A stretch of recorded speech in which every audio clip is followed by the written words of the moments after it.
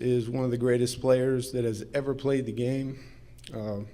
In my travels today with my job, thanks to Don Cooper and Scott Brown with Combat Sports, I will go into to sporting goods stores and I see Hank Garris on a TPS bat rack. Hank Bassett is the reason that I'm standing here. Hank Bassett gave both Hank Garris and myself a tremendous opportunity, and USSSA has given us the platform. And I just want to say thank you very much for this honor, Hank. I love you, buddy. Few things I want to say about Hank, and I only have a few minutes. Both of us have 10 minutes. I think I'll take 9 and he'll take 1. But I've already been given instructions. But the best thing that I think about when I think about Hank Garris is not so much that he's talented and that he can do anything, which I think is a testament to his parents. I mean, you know, outside of softball, I've learned a lot because he's been a tremendous friend and teammate and mentor to me. But outside of softball, I mean, the guy can wire my house. He can put my sprinkler system in, you know, pavers, concrete driveway. I mean, just anything that he does, he has a tremendous ability to do it well. I mean, very skilled. And I thank the good Lord that he decided to play a little bit of slow pitch softball, because he has been unbelievable in the last 2 decades. The numbers speak for themselves, of course, but he has a great work ethic. He's a teacher and student of the game. Hank and I will hit. I'm very fortunate to live in Naples, Florida, where Hank's from, or where he lives now. He's from Daytona here. But even today, we will go out and hit, and he will stop in the middle of a round and teach me and show me things and talk about angles and talk about situations. Just he is just a tremendous asset to any team he plays on. I mean, the guy has been a poster child for 2 decades for huge companies like Louisville Slugger and now Reebok. I tell people sometimes when I'm traveling, you know, that I play with him or that he was my teammate or that I hit with him. And they tell me, yeah, right, buddy. You know, I mean, he's just incredible. When I played with Hank, he always knew his opponent. He was always setting the defense as he played catcher when I got to play with him. Before I played with him, he played a tremendous outfield. Just incredible player and teammate. And I just want to share a quick story about his work ethic. We're in the Keys, lobstering, which I know nothing about, but like I said, anything this guy does, he does well. We take a break in the afternoon between lobstering, in the morning and afternoon, to hit softballs. That's how dedicated this man is, and to his sport and to his craft. I didn't want to hit. I wanted to lobster, you know. So just crazy. But speaking of the teacher and the mentor for me, he tried to teach me to scuba dive, and got all his gear on. He gave me the thumbs up. Looked like I knew what I was doing. As I went down, you know, minute and a half, 2 minutes went by. He said, "Oh, he's got it." But as I came up, clutching a pillar of the 7-mile bridge in Marathon, saying, "Come get me," because that's the only minute and a half, 2 minutes that I could hold my breath, he continued to be patient and try to teach me how to scuba dive. So thank you, Hank, for that. I'm able to do it now because I practice in my pool. But, you know, he's one of the only few players out there that I can remember. Jeff Wallace might be another guy that led the country in not only on-base percentage, but home runs. That's a tremendous thing to say. Just incredible. When I think about Hank wanting to hit in the Keys when we're on vacation, I think about Helmer and Wallace hitting in the snow, in a parking lot in upstate New York. Just total dedication. And that's what's, gotten him to where he's at today. I will honestly say that this is the truth. He told me before the '98 season he would lead the country in home runs. He said, I will show them that they should have picked me for Team TPS, because he and I played for Sierra TPS in '98. He not only led the country in home runs in '98, but he continued that onslaught of just tremendous numbers for the next 4 consecutive years. Nobody that I know in the history of the game has done that. So, it's just the numbers speak for themselves. An all-time great. In closing, I just want to thank Hank for the honor and the privilege of being a great friend, a mentor, and a teammate. He's just incredible. The fact that he asked me to speak for him, is just heartfelt for me. So, without further ado, I'd please join me in applause with introducing the newest member of the USSSA Hall of Fame, Hank Garris.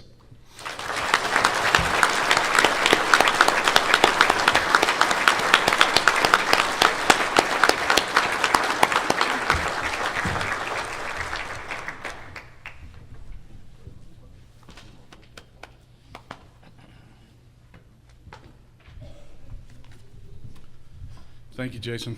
I love you, brother. We go back, we want to talk about that stuff. But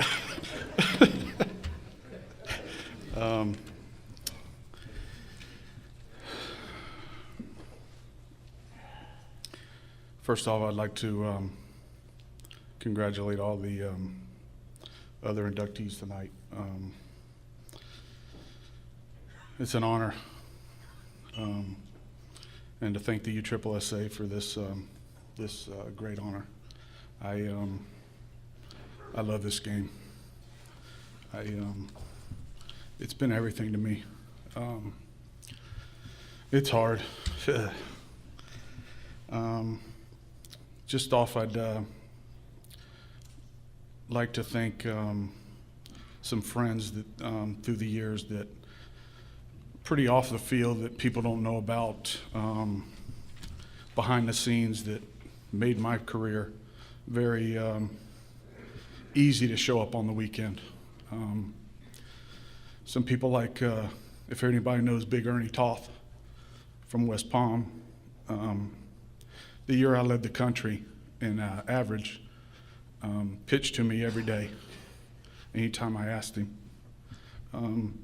The work ethic that Dirk Androff taught me years ago, just hitting all fields and playing the game the way it ought to be played.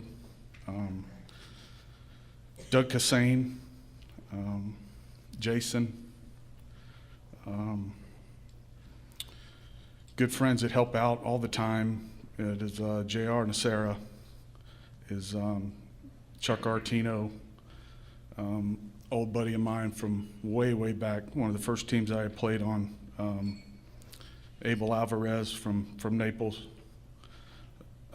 good teammate, Todd Jerling, just great people.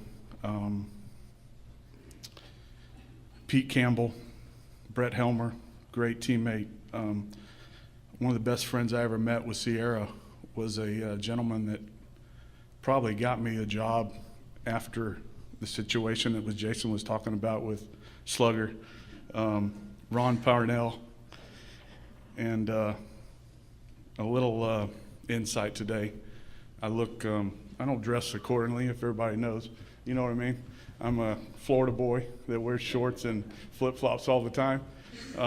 But Scott Brown picked up my my stuff today and brought it to me from Dillard's. So I'm looking pretty damper. While I was crying in my room, but and Todd Jerling, I don't know if I said that already, but a great teammate way back in the day, and got to play with him with great team 2 years ago. Also, the sponsors that really make it happen for all of us. One of the first teams I ever played on, a team out of West Palm, competitively, played with Big Ernie and some of the people that are in the Hall of Fame now. Avery Milstead with Instant Landscape. A Worth team that I played for that made it happen. Probably got me on the map in those years was Carl Rose. And a little thing comes to mind, played the first World Series of my career. Dave Steffen from Detroit called me, and he had met me during the year, and our team didn't qualify that year. And he got me a seat with a team from up there, Banquet Car Wash. And I played with those guys in Daytona the first year that I ever came to that level. But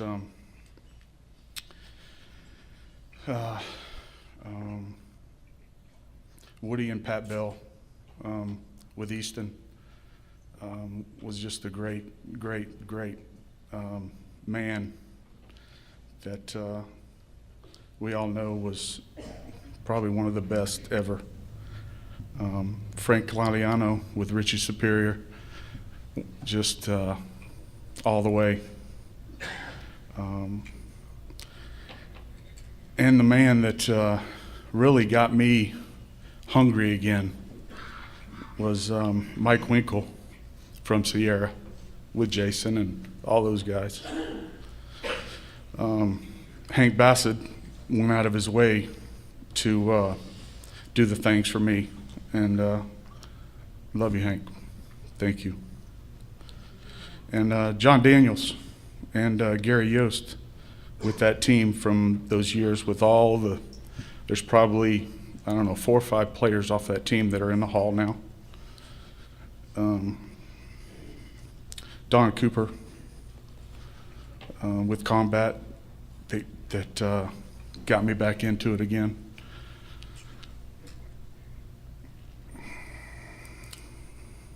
And Mr. Blackburn, that was another situation. Great, and he's coming in. So, love you.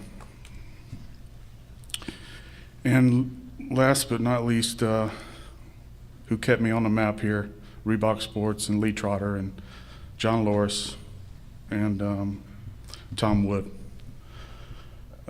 Just love it. I mean, I love the game, and it's been, I guess you could say, very, very good to me.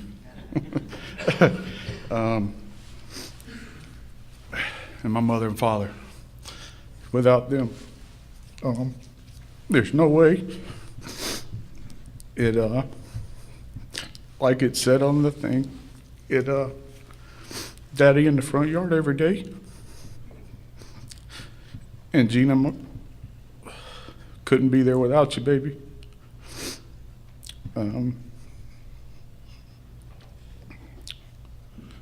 Thank you very much. Thanks again for this special honor. Thank you very much.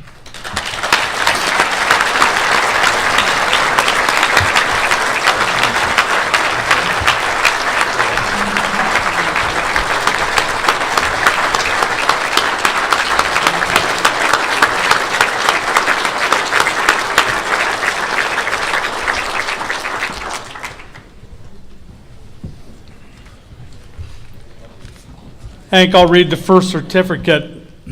To whom it may concern, this witnesses that Hank Garris, upon the nomination of the National Hall of Fame Election Committee and election by the governing body of the United States Specialty Sports Association is hereby inducted as a member of the United States Specialty Sports Hall of Fame. Congratulations, Hank. Thank you, sir. Thank you very much.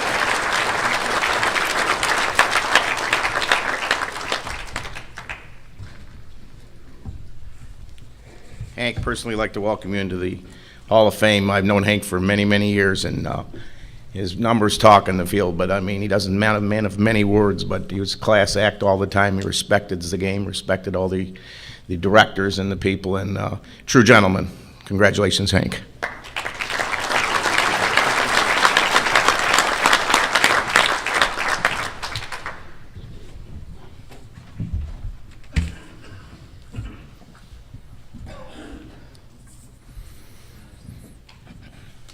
Our second inductee tonight is in the executive category.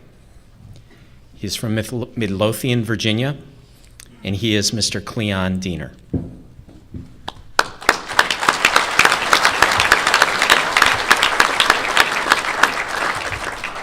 Now, once again, please turn your attention to the video screens so we can learn more about Cleon's important role in the development of USSSA.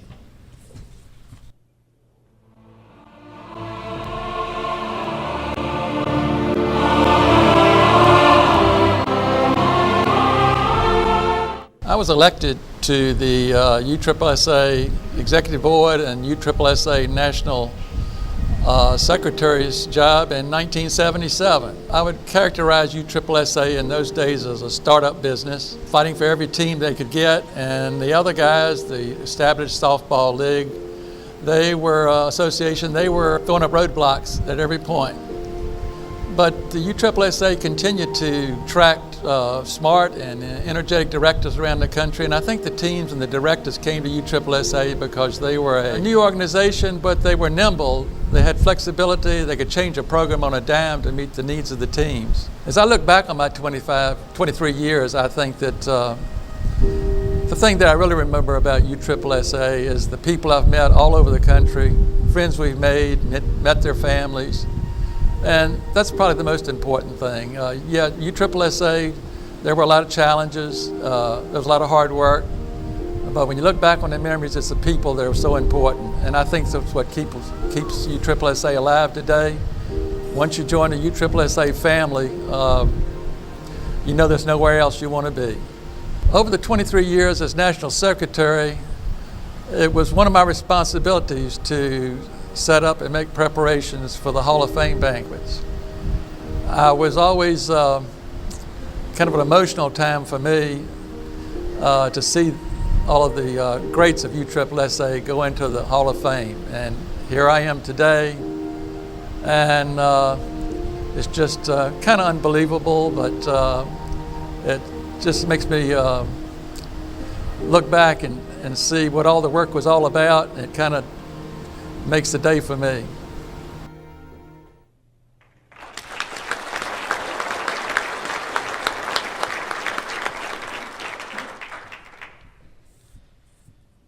And now to tell us a little bit more about Cleon, his good friend, his fellow executive board member, and his fellow USSSA pioneer, Mr. Jerry Ellis.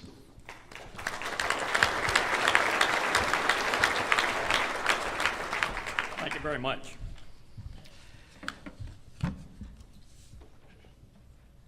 First of all, I need to take this opportunity to tell you that Carol and I have had a wonderful week, and I want to thank all of you for the hospitality this week.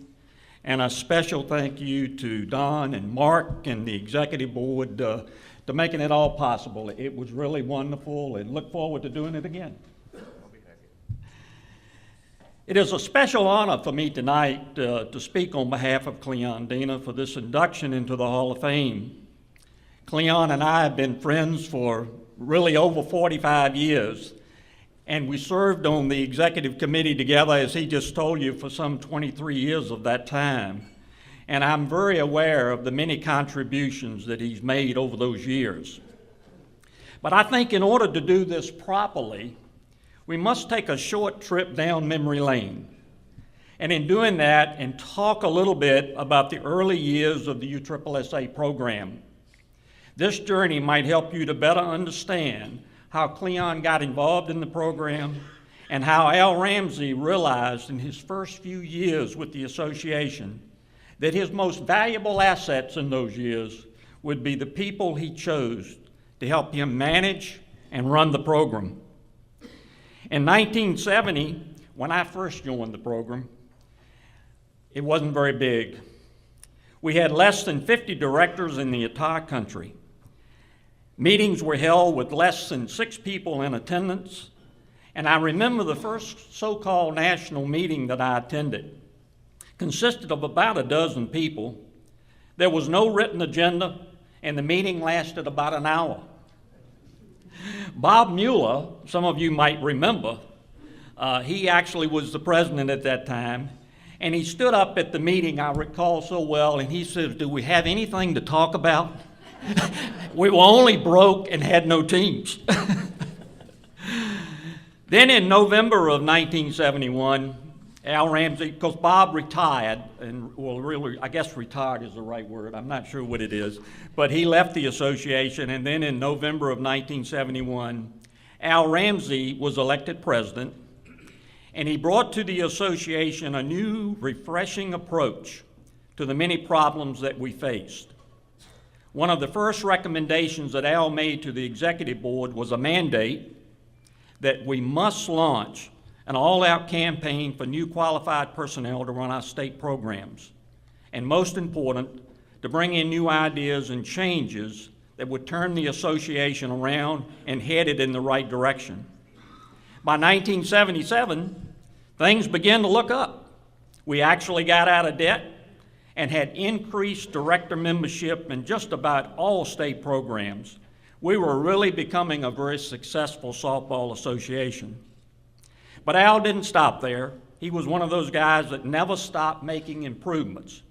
He turned his attention to enlarging the executive board by adding new positions and programs that would help us to expedite growth and at the same time reward directors for their hard work. He called me into his office one day, and he said to me, he said, "Jerry," he said, "would you consider splitting the office of National Secretary Treasurer?" That was one position in those days. It was a position I'd held for 7 years. I thought it was a great idea, and right away I asked him, I said, "By the way, you got anybody in mind?" And without hesitation, he said, "Cleon Dina." I knew Cleon would be a great choice if elected. He had to get elected in November, if you remember. Al and I had worked with Cleon in the scouting program for many years, and he had always been an outstanding scout leader that taught the guys good citizenship. He actually helped more than 75 young men in that troop to reach the rank of Eagle Scout. I would say that's a very good resume that certainly speaks to Cleon's good qualifications and outstanding character.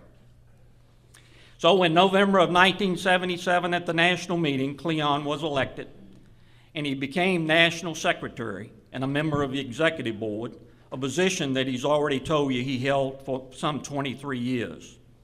But I can tell you the job of national secretary is not an easy job, as you might think.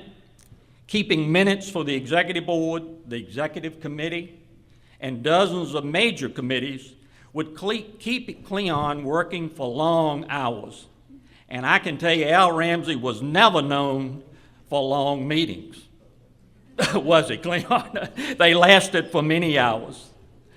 And in those days, we had lots of people on the executive committee and board that just loved to hear themselves talk, I can assure you. And I'm sure, Don, you don't have that today, right? It was always amazing to me how anyone could keep minutes on issues that were debated for hours and often amended many times. And Al was never one to invoke Robert's Rules of Order, and usually half the committee would fall asleep. But not Cleon. His job was to keep Al awake, keep the meeting moving along, and of course, keep the minutes. And in his spare time, if he had any, he had to collect national and world tournament bids it seems like the hundreds, it was by the dozens, I'm sure. Check them for accuracy and have them ready for the next board meeting so we could make decisions on them. Cleon never once that I can recall ever had time to go to dinner with us. He was always back in his room doing these necessary things. Cleon was known on the board as a quiet man, of vision and foresight, and he was always good at making adjustments that were often proven very successful. He also had several other responsibilities. He worked national tournaments, coordinating the tournament souvenir program, responsible for the distribution of the slow pitch game, and just about any other duty that Al could dump on him. I always considered Cleon to be a very smart man. After all, he served as head of personnel for a large company. He graduated from UVA, very impressive.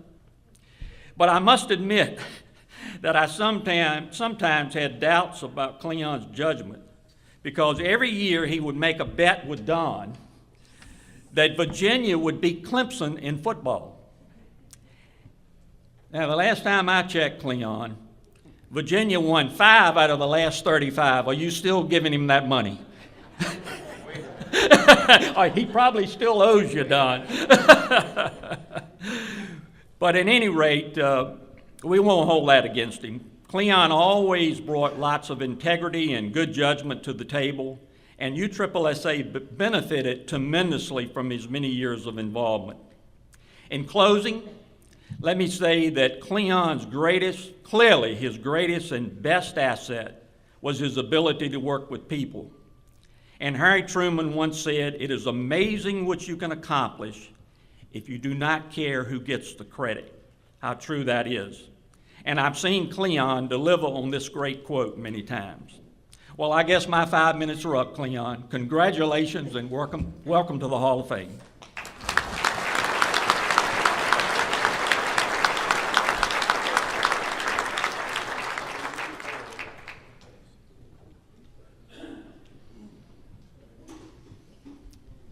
And the newest member of the Hall of Fame, Mr. Cleon Diener.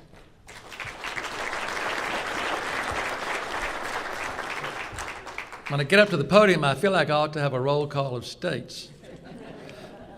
The first one would be Iowa. If you've been here less than 10 years, you probably didn't understand that. Thank you, Jerry, for the kind remarks. A lot of them sounded just like me, and some of them did anyway. It's often said that you're only as good as the people you surround yourself with, and during my 25 years in the national office and as national secretary, I think that was probably the case. Some of the people who made me look like I knew what I was doing are here tonight, and I want to introduce you to them again, in case of Jerry, because Jerry was probably the person most responsible for me going to the national office. He gave up half of his job. I wanted the treasurer part and let him take the secretary part, but he pulled seniority on me, and that was kind of the beginning of a long career, which I'll never forget. Al Ramsey and Jerry Ellis and we all had full-time day jobs. And the association was growing so rapidly, we started to open up a new office in the basement of an old church with bingo going on upstairs. And Jerry and Al felt that it'd be a good fit for me to take that job. And so we opened the office up. But there was an immediate problem because there was no one to run the office during the day. So we called on Carol to come in and just help out, get things organized. Carol's Jerry's wife. And Carol came in and she set up the procedures and got things rolling for us, and she was there for the next 19 years. Jerry, stand up and let Carol stand up too, just to give them the credit that got it all going.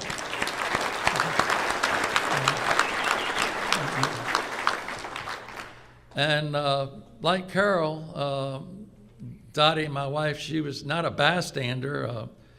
We didn't really have the funds to go out and do some heavy recruiting, so Dottie came by the office to help out too, and She left 18 years later. So, Dottie, stand up.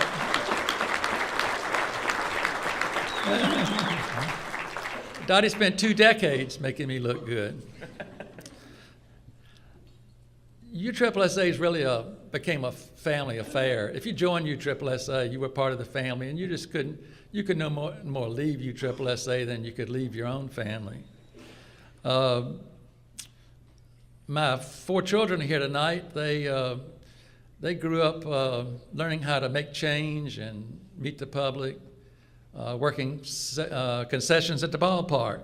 They thought it was just everybody's family had parents that went to the ballpark on weekends and traveled around the country to sports associations and went to national USSSA meetings every year, California, and we even went to the Bahamas one time.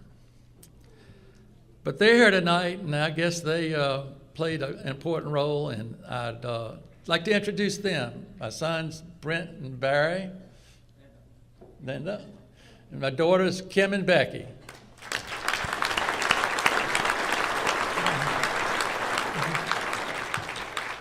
And as I look out at someone else that came down with us this week, a very important person, when I look back over my past with USSSA, he's a big guy standing out there, and with all these lights, he's hard to see, but no, he's not that hard.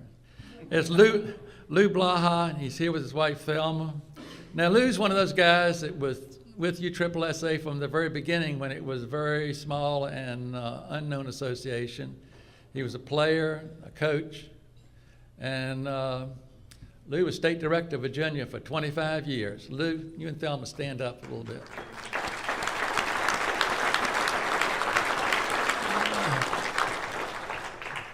Our 23 years with USSSA was a great ride for Dottie and I. We met people from all over the country. We made friends. We met their families. You really can't beat that. We treasure these years we spent with USSSA. They're great memories, and tonight is icing on the cake, and I thank you all very much for being here.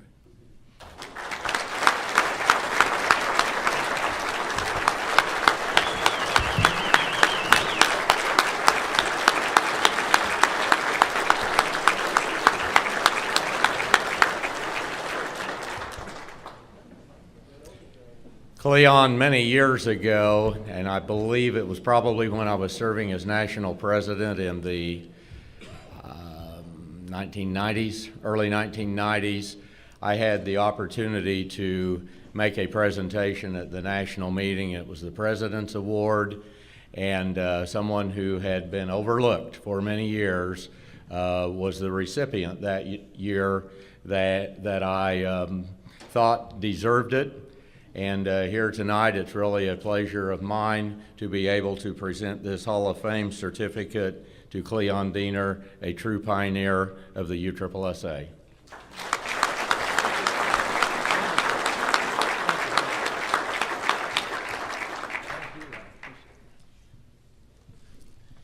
Yeah, Cleon is a big part behind the scenes, like Jerry said, is I mean, this is well overdue, and fortunately with our new committee of being able to go back and make these mistakes that didn't happen, that we got him in here today, and you could see the families, God and Dottie, and they were friends of ours. We lived in Virginia for 4.5 years, and right here at this table right here, we wouldn't have made it without the friendship and the people here, and we surely don't want to be no strangers now. We've got about 30-some people in here tonight in this Hall of Fame, which is huge. It's getting the support of what's going on here. So Cleon, my pleasure here, buddy. It's long overdue.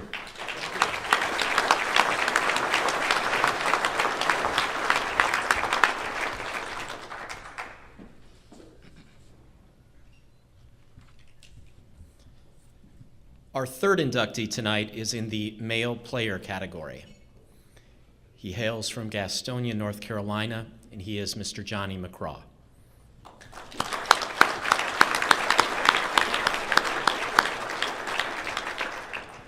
Now, to learn more about Johnny's illustrious career, I draw your attention to the video boards.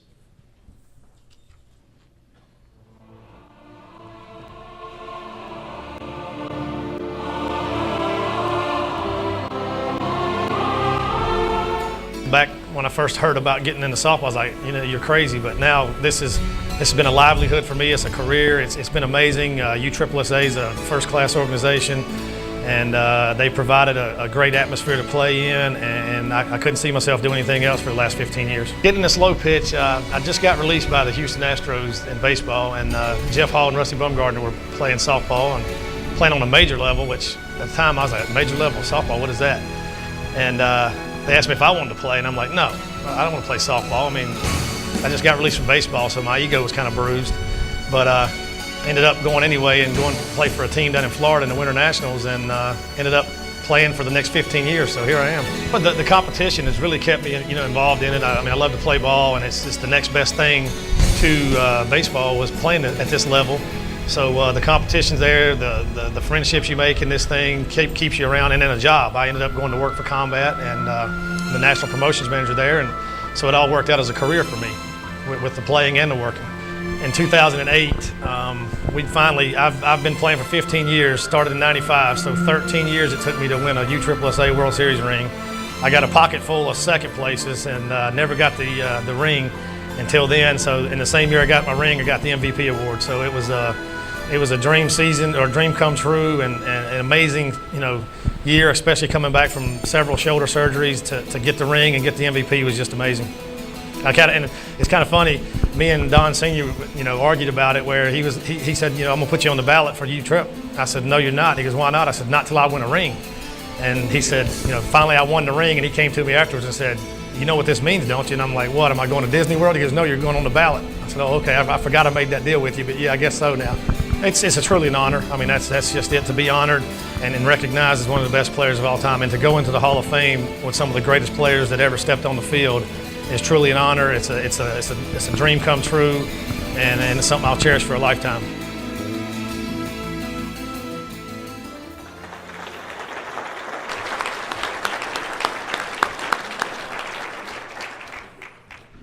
And now to tell us a little bit more about Johnny, his coach, his sponsor, and his friend, Mr. Don Cooper.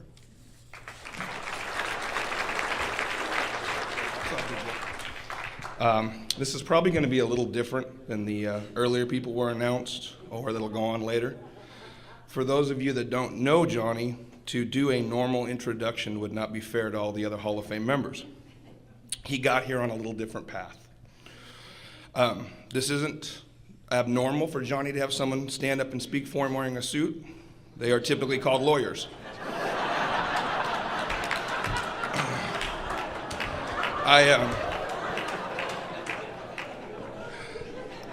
When he asked me to do this for him, it was a great honor. He's my friend, my roommate, my teammate. I really didn't know how to do it, to be honest with you. I actually went to Senior and said, do I tell the truth? And he says, yeah, but there's a lot of ladies in the room, so do your best. So what I kind of came up with was a couple of lists of things that Johnny's taught me. One of them on the field, one of them off the field. And I really feel it's appropriate to start with the off the field things Johnny's taught me. One thing I figured out, that when you are giving one call at 3 in the morning, the only number Johnny knows is mine. His father is here, Denny McCraw in Basha, and from what I understand, for the first 25 years of Johnny's life, he knew Denny's number. The last 16 or so years, he's known my number. He's taught me how bail bondsmen work. He has, guys, I'm sorry.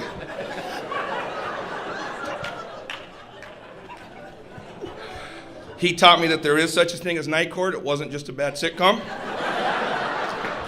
You can show up with $75 in a story and they will release your friend to you. He's taught me the definition of reasonable doubt.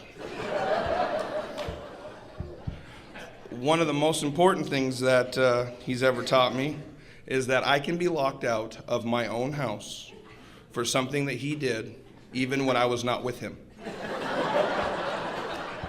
That is not an easy thing to do. He's taught me how much a paternity test costs.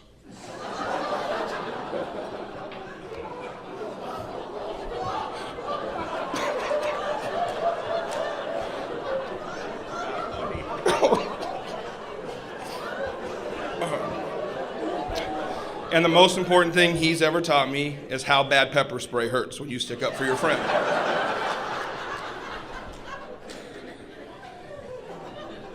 The on-the-field things, though, that Johnny's taught me is that it's absolutely 100% acceptable to love another man.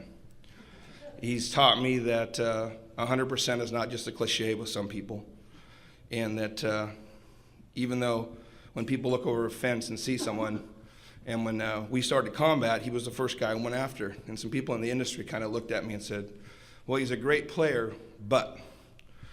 And we'd never been teammates before then. I'd never played with him, I'd never coached him, I'd never spent any time with him. But I just admired the way that he carried himself every day, the things that he did every day. And like the bank did with me, I took a chance on him. And it was the best move I ever made. He's not only my best friend, my roommate, he's probably the best teammate that anyone in this room's ever had. And I've had guys come up to me and tell me that after they've played with him for a year, that he's nothing like they thought looking over the fence. They would do anything in the world to spend another season with him. I've never met someone, for a guy that everybody has stories about, that every one of them ends with, I love him. And that's teammates, competitors, Don, as Don did with him. For years I'd say, let Don put you on the ballot, let Don put you on the ballot, it'd be good, it'd be good. And he stuck to it. He said, there's so many other guys that belong on there, so many other guys that belong in the Hall of Fame. And like Johnny said in his speech in 08 after we got lucky and won it, that's the first thing that Senior said to him. And I don't think he really wanted to admit it to Senior at the time, how much that meant to him and how much that had meant to him before that every time Senior would bring that up, you'd see the little sparkle in his eye that I see when Johnny has one of his two daughters with him. So I love him. I love him immensely. And there's a third part of our life that I really feel obligated to share with you guys, that he's also my roommate. And I would like to say that he's grown up, but I feel obligated to share a story from just 2 weeks ago. Johnny and I were at another convention, and it was my birthday, and so we went out. And I drank once or twice a decade. And Brian Wegman and him decided that this was the time of the decade that I should really do it. So we drank. Somewhere in the night, we lost Johnny. About 3:30, I went back to our room. We were rooming together. I found him. He was sleeping in the hallway. The interesting part of this story is that he was about 3 feet from the door with the key in his hand. So I said, Johnny, why don't we go to bed? No. Big man, why don't you get up? No. Now, I'm an experienced roommate of Johnny's, so after the third time, I went to bed. About a half an hour later, I hear him come through the room. He asked me, why didn't you wake me up? Why didn't you let me in? I said, I tried. I don't think you tried very hard. I said, sorry. So he gets naked, puts his little boxers on, he crawls into bed. About 15 minutes later, I hear him in the corner in a full-fledged argument with somebody. Now, there's only 2 of us in the room, and I was asleep. He informed that person that they should hit a guardrail and that he was going home. He opened the door and left. Now, this time, he's only in his boxers. Now, I'm an experienced roommate of Johnny, so I thought about it for a second. Do I go get him or wait for him to return? So I got up and went out in the hallway in my boxer, which really is a sight no one in the room wants to see. So my first thought went through, what if security shows up and him and I are in this hallway together fighting in our boxers? So I quickly asked him, do you want to come back to the room? No. He's moved 5 or 6 doors down. I said, Johnny, come on back to bed for me, big man. I'm not going. I'm happy. I'm sleeping. Again, I'm an experienced roommate. I left him. About 6 in the morning, I hear a knock on the door. There's 3 very nice men in uniforms, a guy in a pair of black Tommy Hilfiger boxers, and they asked me if I owned him. So I don't know if I own him, but feel free to throw him in the bed next to me. I'll take care of him in the morning. That's what it's like to be Johnny McCraw's friend. And I'm damn glad to be it. Congratulations, Johnny.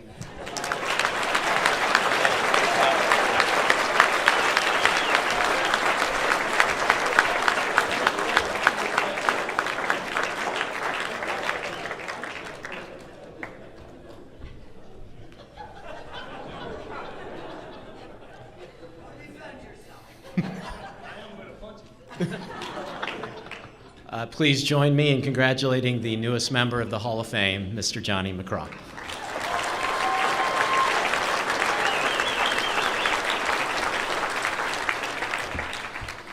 Well, the first line on this speech was thanks, Coop, but now I don't know if I should say that. I mean, thanks, Coop. I mean, I was nervous what he was going to say, but wow, I just got blown away with what he said. You went way overboard, man. Good Lord. I don't even know if I should even say anything else for that. I guess, first of all, I want to thank USSSA, Don, with our arguments we've had.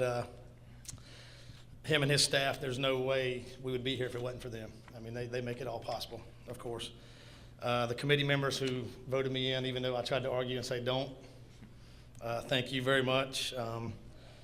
This is a first-class organization, and it starts with this guy here, and everybody you see in this room that's affiliated with this organization is first class.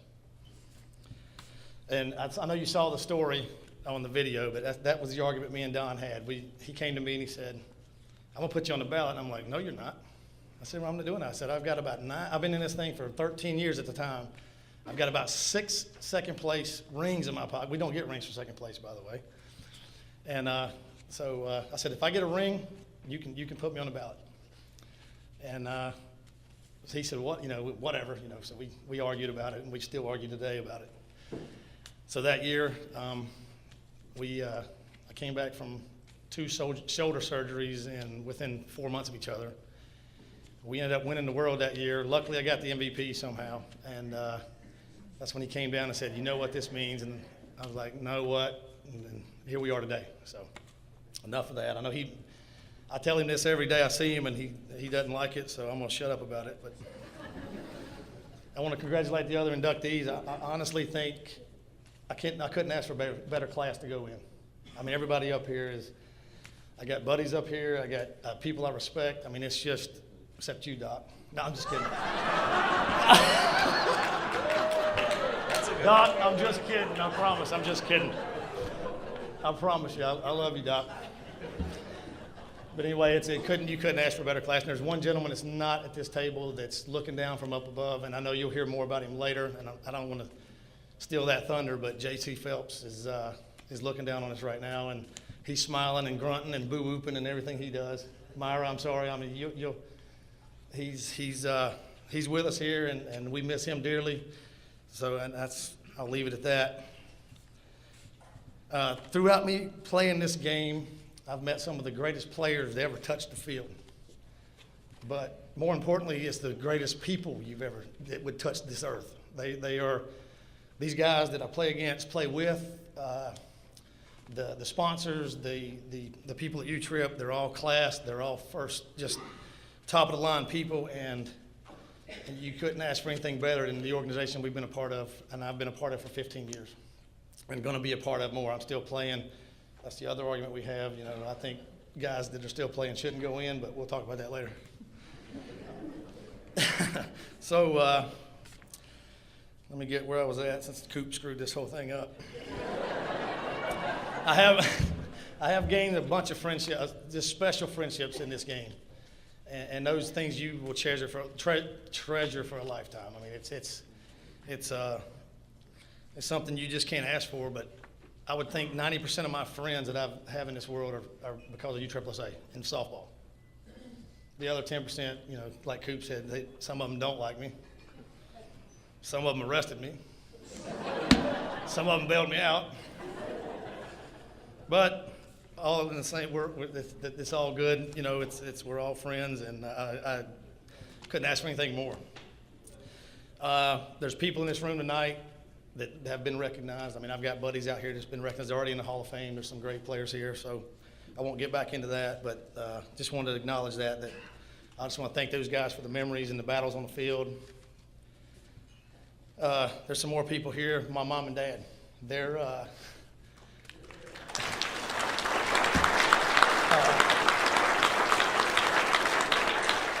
I told Jessica Williams I wouldn't cry tonight, but here I am anyway. Mom and them used to drag me to Little League Baseball, and then Dad used to drive like 400 miles to watch me play with the Astros, and 15 years later, they're here. So thank you. Thank you for being here.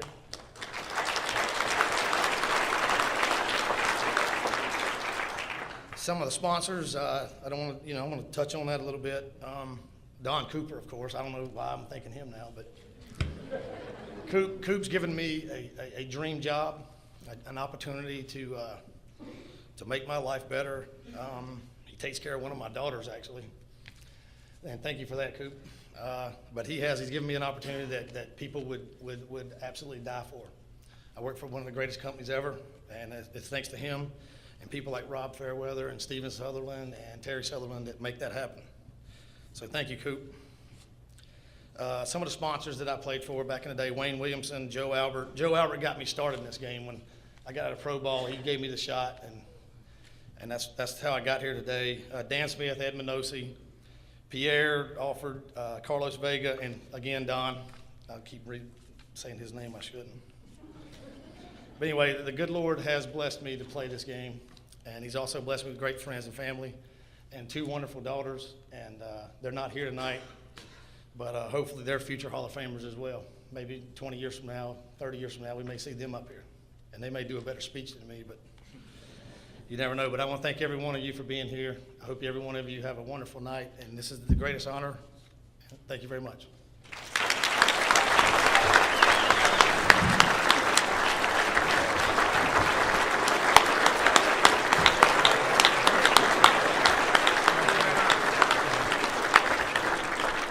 Johnny, you really kind of glossed over that MVP tournament you had at the World Series. That was probably one of the most outstanding performances that I've ever seen in that event. It's a great job. Thank you very much. Congratulations. Thank you.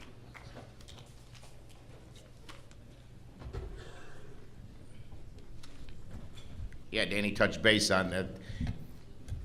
We've been at Disney for 11 years, and you're playing at a major league park, and you're playing at big baseball facilities, and out of all the 11 years, that was the most offensive performance we've ever had there, with numbers into the 18s and home runs, and it's just amazing just to solidify what I was saying. So I told you I was right. Anyway, congratulations, Johnny.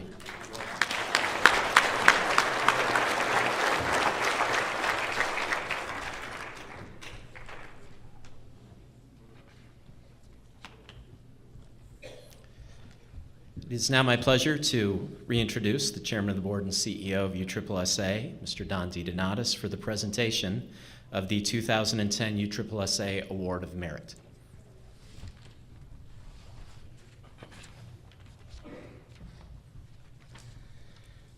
This award is presented to any person, business, corporation, sponsor, or organization that has given a minimum of 3 years of service and outstanding support to the USSSA.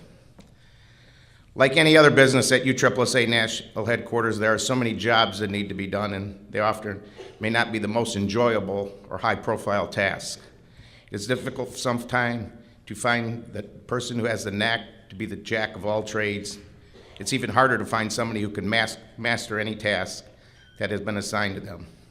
But the rarest quality of a man is to find somebody who can not only handle the work, who takes them on with a winning smile. From repairing, painting, to trucking, to doing different things, to running events like Slugfest, he has taken them on so successfully and completed it in anything that was asked of him. Brings me great pleasure to present the 2010 Award of Merit to T.R. Brockwell. Tur.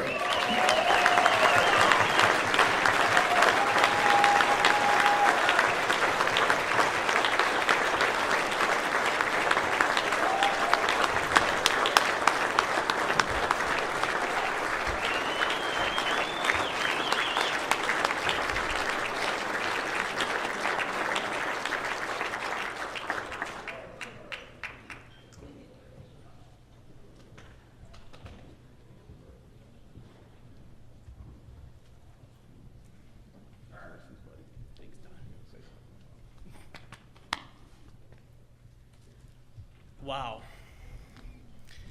Guys, you just don't understand. Standing up here is a great honor. I don't know what to say. This man right here is a blessing. I don't think I would ever want to work for anybody but this man. Like I said, I don't know what else to say, but thank you.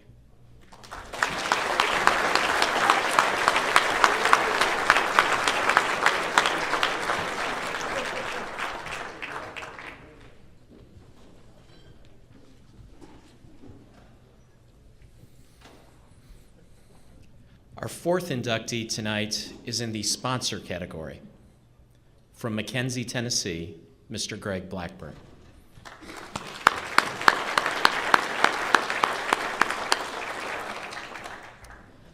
Now let's watch the video to learn more about the great teams Greg has sponsored and his wonderful support of the softball game.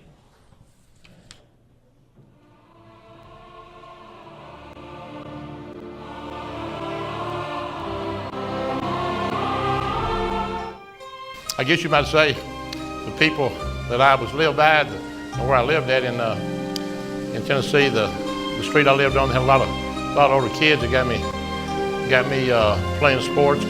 Well, for one thing, I love to work with young people. I love to work with young men that love the game like I love it, have the heart like the heart that I have, that you work so hard to try to win world championships and become the best. Of course, I started in '76, makes me an old sponsor. Played the D, C, B, and A. I guess all of it has been great, but I guess the most memorable, I guess, is when I come from where I did and come up to the A in major division. And I guess when I won, I have won other worlds, but I guess when I won my first A world in Orlando, USSSA, I guess that was my most memorable moment, you know. When you work all summer and you get to the end of the summer and you play in the world tournament and you walk away there number one and walk away there the best team there and the best team that year in the world, I'm sure that is going to be probably my hardest thing, because I strive so hard each and every year to have the ball players to get me to where I need to get to, and to try to be very competitive and try to win a world tournament, you know. Personally, I have been in that building 3 or 4 times. I've seen the great coaches, the great sponsors, the players.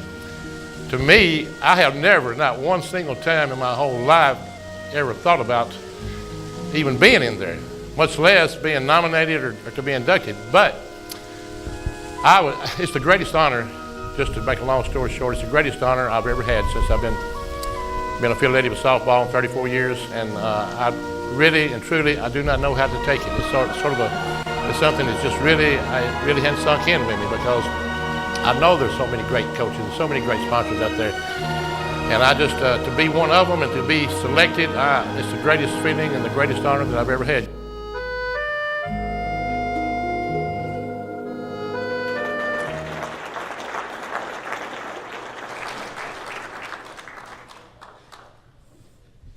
And now to tell us more about Greg, a man who has coached many of the great teams that Greg has been a part of, his good friend, Larry Cortuccio.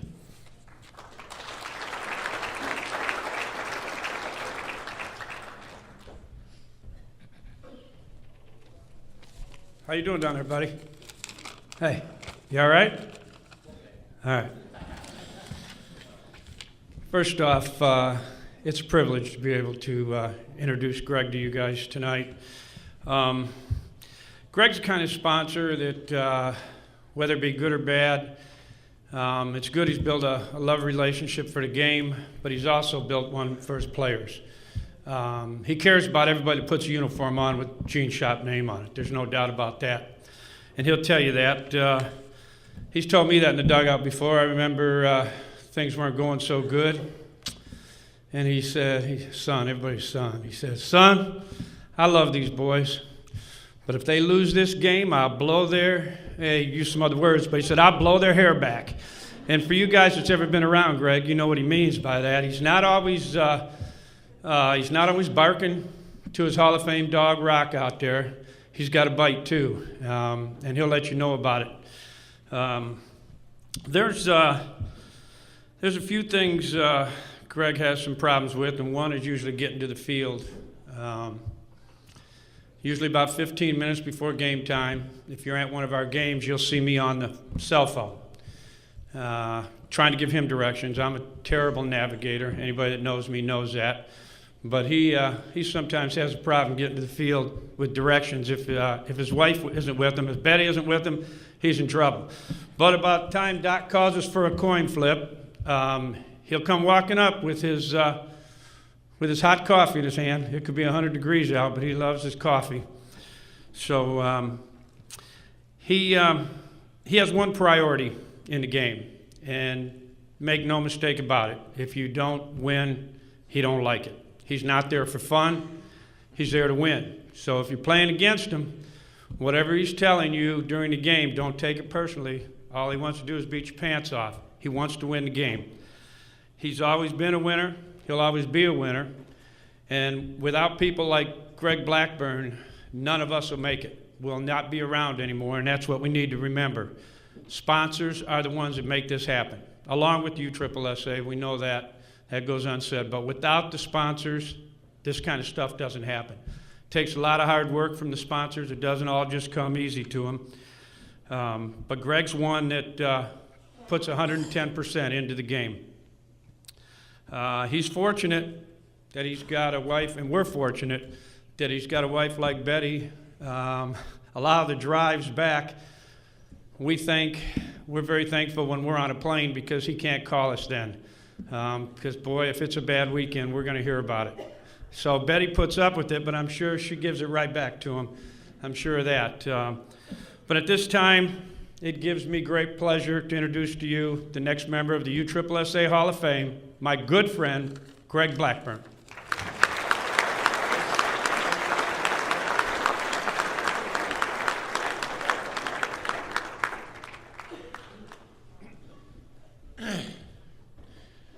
Sure do appreciate the kind words that Coach had to say about me. I'll probably have to read most of this speech now because when I was in college, I had two majors. It was girls and ball. And I had a 4-point grade average in both of them. So I can't say a lot about my studies and my books. So, but anyway, I started 34 years ago. Back in '76, we started at the bottom at the D level, played the D, C, B, and A, where I'm at now. And over 34 years, I've been very fortunate to meet a lot of good young men, meet a lot of good sponsors, a lot of good tournament directors, a lot of good coaches, and Doc, a lot of good umpires also. So I've been very thankful for that, and over those 34 years, the friendship that I've made with all these people that I'm speaking of, you can't put a price tag on it. You can't, it's just something that money could not buy. And I'm just very thankful for the opportunity that I have had to meet those people and to have a good relationship with them. I have so many people that I need to thank for this honor. I will start with all the sponsors that have been behind me for the last few years and over the years.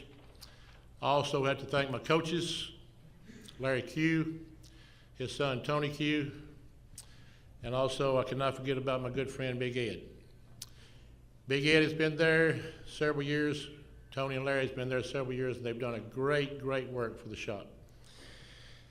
And I'd like to thank USSSA, especially Mr. Dionatis, his committee, his administration, all the people that work under him, all the umpires that he has. And I know those umpires who put up with me and my mouthy ass for several years, But we in the heat of the battle, you have things like that you go through, but after it's all said and done, we're great friends. And that means so much to me that you can have friendships on and off the field. But now, when I go to the field, when I'm playing other teams, there's only one thing that I have in my mind, and that's to win, if it's possible, at all possible. But after it's all said and done, we're still friends, no matter what. But Mr. Dionatis and USSSA and all the things that you've done for all of us every year, each and every year, the good conferences you have, the good tournaments you put on, it's well run. It's something that, that it just means everything to me, my team, and to all these people out here also. And I'm very thankful for that, sir.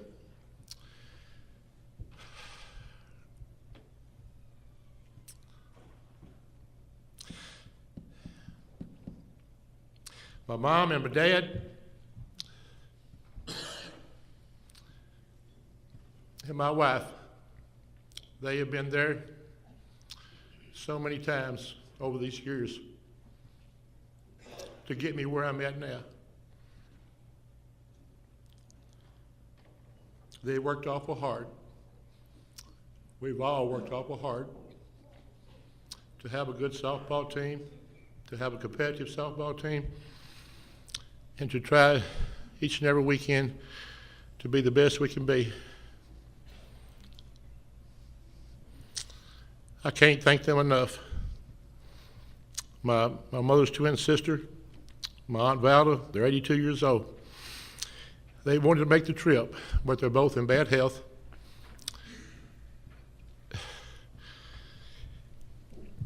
And they just couldn't make the trip. They called me just before I walked up here. They told me they love me and wished me good luck. My wife, she means everything. She's been there when nobody else has. I can't commend her enough that over all these years that what she has been there for me. And this is one event, she says, softball event that you know that we're going to ride back home from, and I don't have to listen to you, bitch. You know? She said you're either so hyped after you win, or you either should have done this or you should have done that to win the game. And she said, thank God this is one softball event. We're going to ride home. Well, I don't have to hear all that. So, but I owe this moment to all the great players, all the players over all the years that's wore the Gene Shop uniform. They have meant so much to me. And I know this sounds probably sort of childish, but when my players leave me every summer, when the last game is played, I don't know what it is. I guess it's throughout the summer that we work together. We try to be competitive. Whether we win or lose, we're just in that dugout and on that field all the time. I cry. I cry because I'm gonna miss them. I will see them again for the next summer. That's how much love I have for my kids that I try to work with. And like I said, Larry Q, what a great, tremendous job he's done for our team, a great impact. But in closing, most of all, could none of this be possible, without God up above. And thank him so much. And Mr. Dianatis and USSSA, I've had a lot of awards in my life in sports, football, baseball, basketball, and stuff, but this is the greatest honor I've ever had in my whole life. And thank you very much for making this happen for me, sir.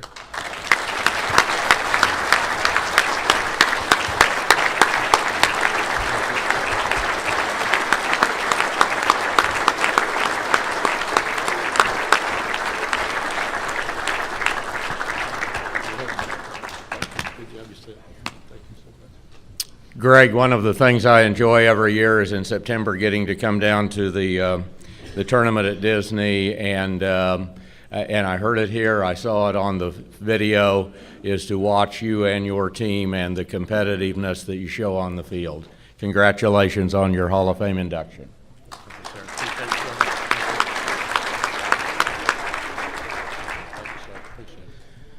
This is really what this is all about. I mean, without sponsors and dedicated sponsors and people who love the game, that have the passion to be there and be around there day in, day out, what makes it all right. We can give you the places to play in the venues, but if we don't have the sponsors like this, we don't have anything. So, Greg, it's my pleasure to welcome you into the Hall of Fame.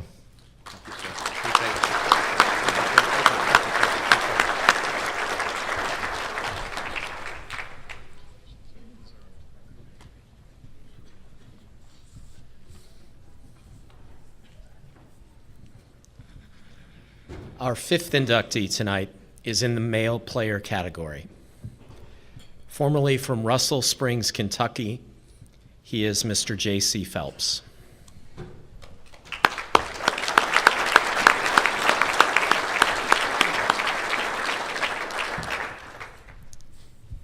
And now to reflect on the great life the great game and the kind heart that was J.C. Phelps. Please turn your attention to the large video screens for the presentation.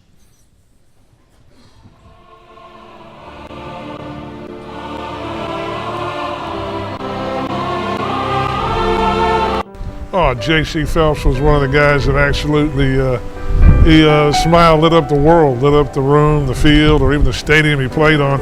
Every weekend we'd go play a conference tournament. J.C. would come by and say, "Hey, Rick, are you running this event?" I'd say, "Yeah." J.C. said, "Well, I sure am glad, because I know it'll be run right."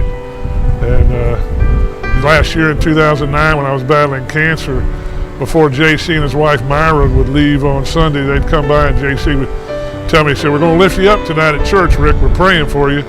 We're pulling for you." And that really made me feel pretty good about the fact that he was always thinking about me.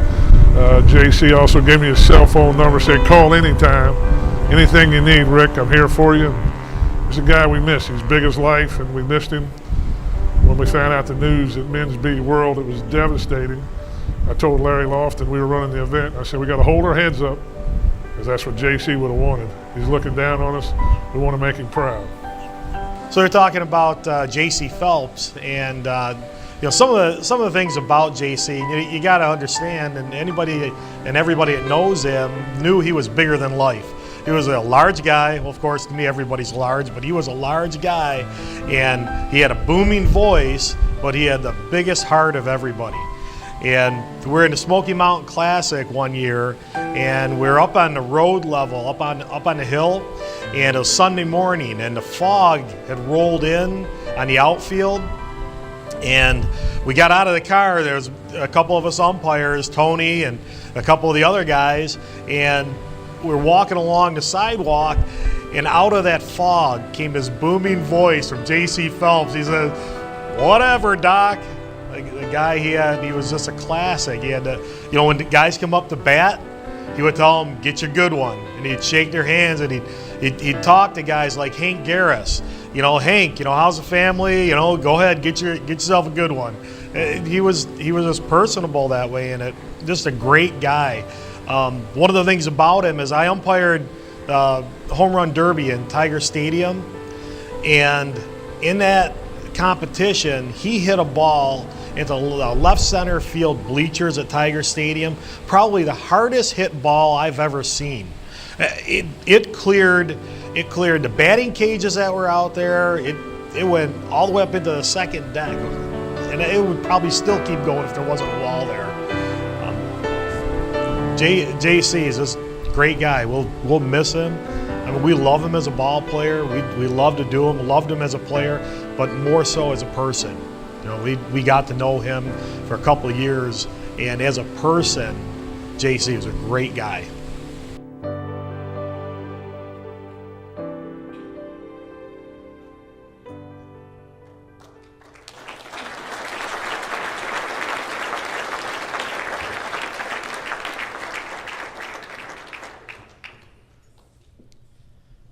As you all know, J.C. went home to heaven far too soon, but his impact on the game and the countless lives he touched will never be forgotten. To share some memories of J.C. here with us tonight is his good friend, Doug Reed.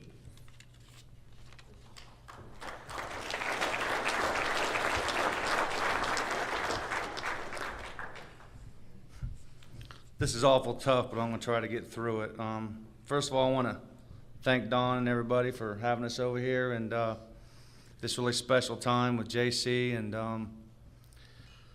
I became friends with JC in 2005 when Cheese come over after a tournament, and we were beat JC's new construction team. I think he was 22 for 22 in that tournament, and said that they were folding their team up, and I said, "Really?" He goes, "Yeah." And I said, "Well, he said he'd like to come play with us." And this was 2005. We had an awful lot of good players.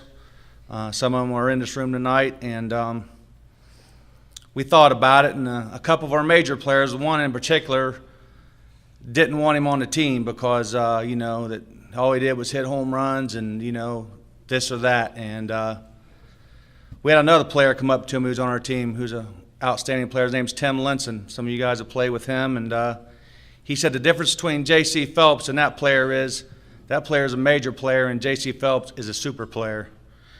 And I never really thought much about that until, after he played with us, the next week they won that World, and we went on to win the USSSA, went first team to go back-to-back with that. And, the rest is history. But J.C. loved the game of softball.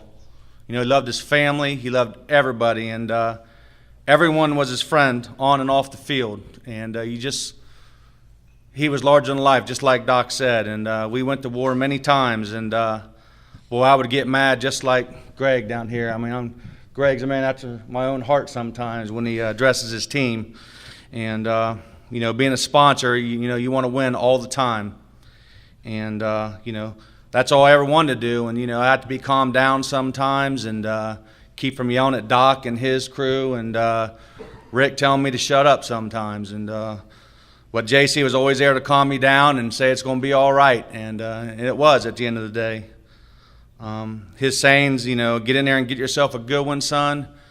I mean, I couldn't tell you how many players, even the last couple of nights, come up and told me that. And they'd be so mad getting in the box, and there's JC telling them to get a good one.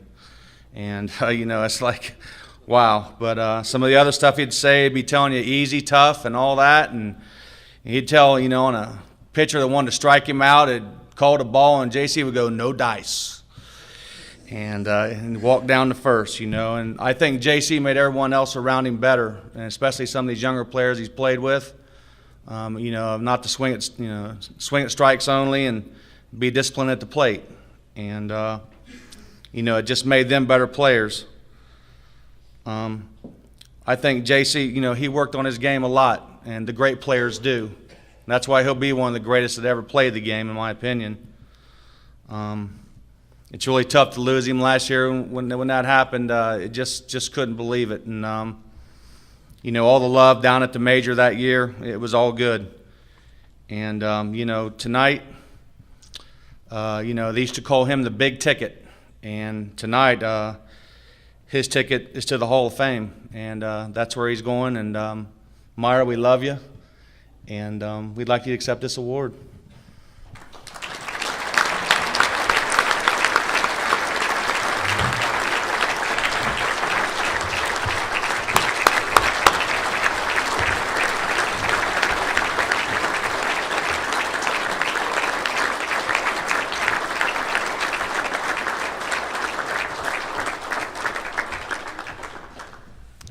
And to accept the award on JC's behalf, I'm honored to introduce his wife, Myra.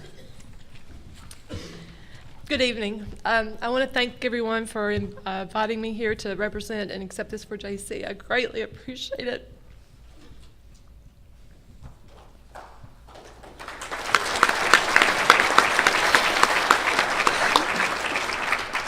I want to share a little bit about the last day of his life with everyone here. JC had taken our daughter Lindsay to the lake that day. We were planning, if anyone knows JC, he wanted to go to a buffet at all times. So Friday night was traditional buffet with frog legs for JC.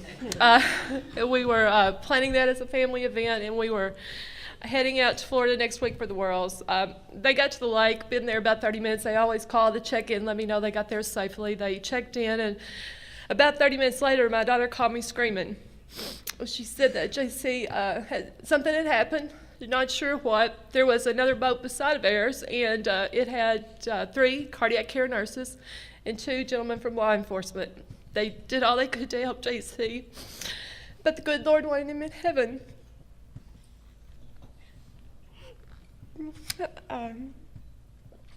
It's been a tough year for us and our family. But we appreciate all the love from the sponsors, coaches, the players. And I thank everyone for keeping in touch with me. I'm sorry I haven't been at games. I tried it one weekend, and it's too much right now. But I still love all you guys. Hope you'll keep in contact with our family. And don't forget how much JC loved the game and all the people associated with the game. Thanks for giving the chance to come back in 2002.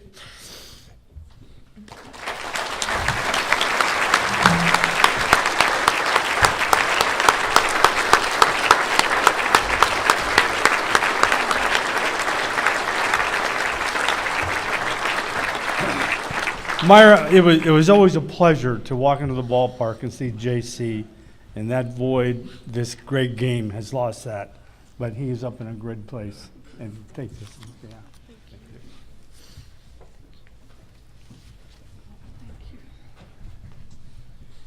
Yeah, Myra, this is, I know this is what he really wanted. He'd say that every time we'd see each other, and there's not one time when he wouldn't walk by at a tournament and say, thanks what you do for us. And he's a great man, and great honor here, and anything we can do to help the family out, let's keep in touch, okay? Thank you, Myra.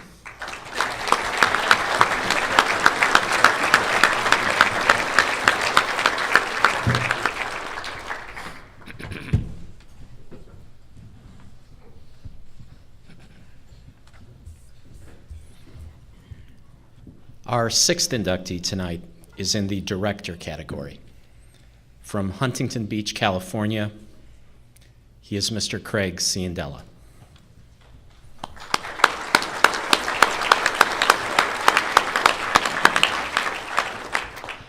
Now please turn your attention to the videos for more on Craig's great contributions to USSSA.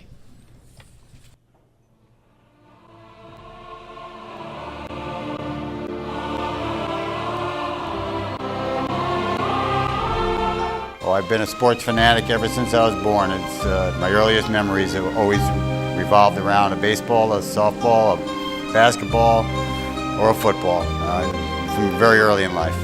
I think it was the competition, whether it was as a team or individually. I always loved to compete. Everything I do, I've always been a competitor. First, I started as a player in USSSA before I ever thought about getting into administration. And I loved USSSA from the playing standpoint. I got into it originally doing fundraisers for our team. I love the organization, I love the camaraderie, and I've never left. Just the quality of the people, undoubtedly. Not only the athletes that I've been involved with, playing and administrating, but the quality and the integrity of the people in the association. I think in the administrative end of it, I'm very proud of the fact that I've probably run more events in USSSA than any director probably ever. Been in 2 sports, slow pitch softball and baseball. We run tournaments year round, and I'm very proud of the fact that I've been able to host virtually every tournament that this association offers. Well, now that I'm in baseball, I think the most rewarding aspect is seeing all the great young talent. Virtually every first-round draft pick that's come out of Southern California has begun in our tournaments at 8 or 9 or 10 years old, and that's really exciting to see that. From an administrative point of view, it's a job well done. Seriously, it's just at the end of the day, when the tournament's over and you've done it right, you've done it fairly, that is a very rewarding thing for me, and it still excites me. I love being out there. To this day, I still love being out there. I love watching kids play. I love watching kids excel. I love watching kids compete, and that's all still very exciting to me, and I hope to do it for a few more years.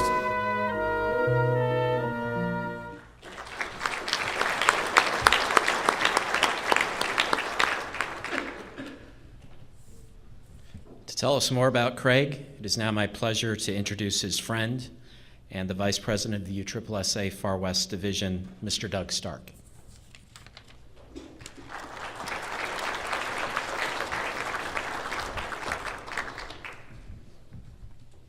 Good evening.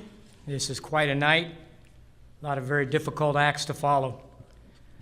First, I would like to thank USSSA and Craig for this opportunity, and also permit me to join the chorus of those congratulating all of those inductees on their special evening tonight. In my personal life, I am sadly now of an age where the last couple of times I've been asked to speak, it has been in a much more solemn setting. So it is truly refreshing to be able to have nice things to say about someone this evening who is very much alive, obviously doing quite well, and who will follow me to the podium. I want to take a couple of moments and tell you 2 or 3 things about Craig that you probably did not know. He's a Jersey guy, went to high school at Don Bosco Prep, and then played freshman basketball at Syracuse.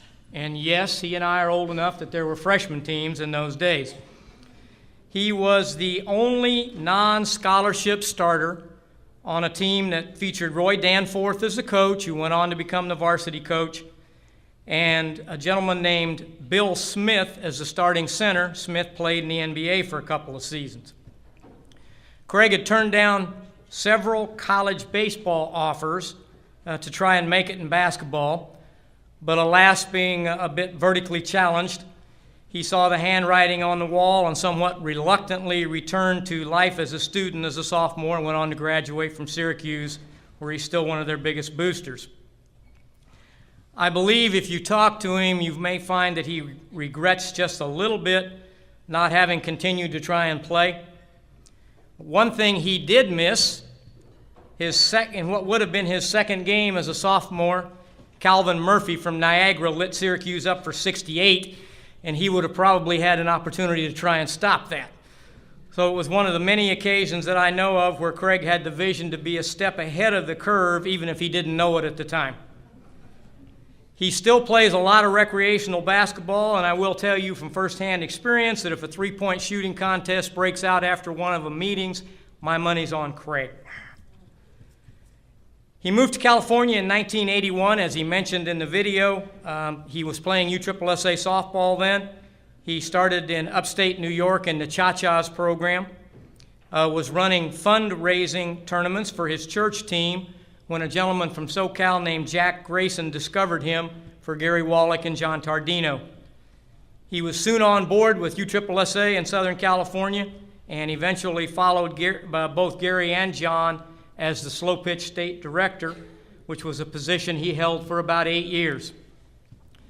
The vision I mentioned came into play again around 1996 to 1997 when Craig attended the first USSSA baseball meeting that Jim Swint held in Oklahoma City.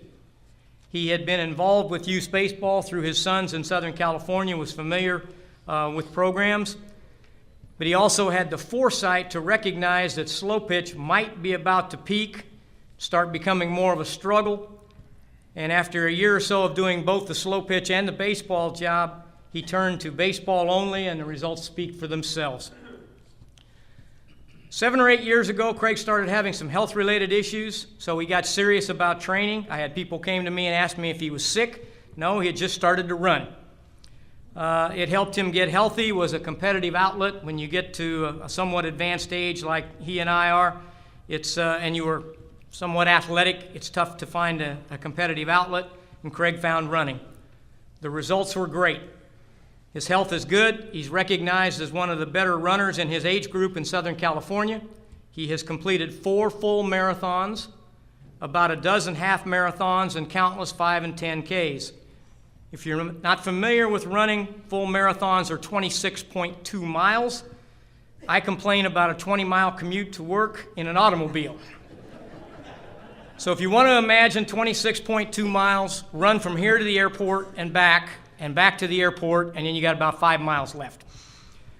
I'm not in bad shape. I couldn't complete a marathon in a cab, so he has my undying respect for that.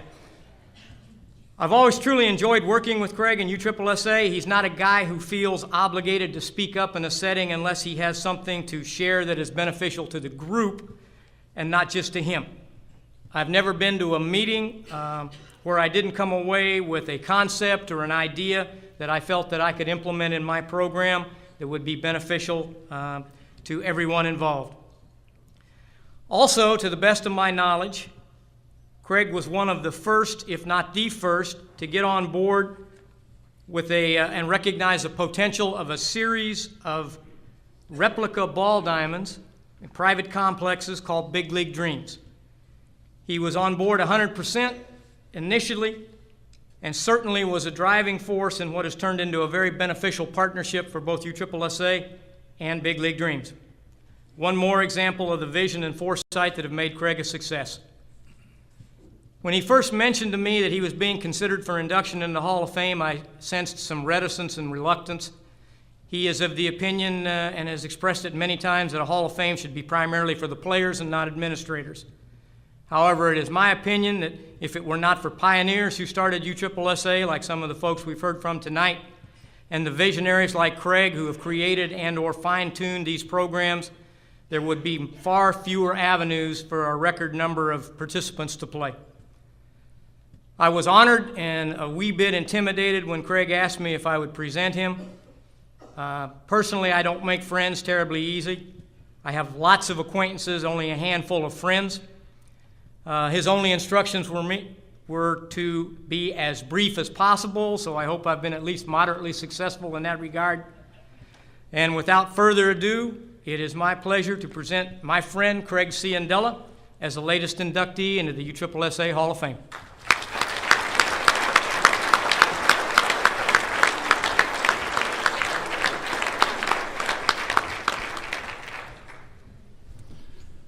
Doug, thank you. Thank you for your friendship, your mentoring, your advice over the years.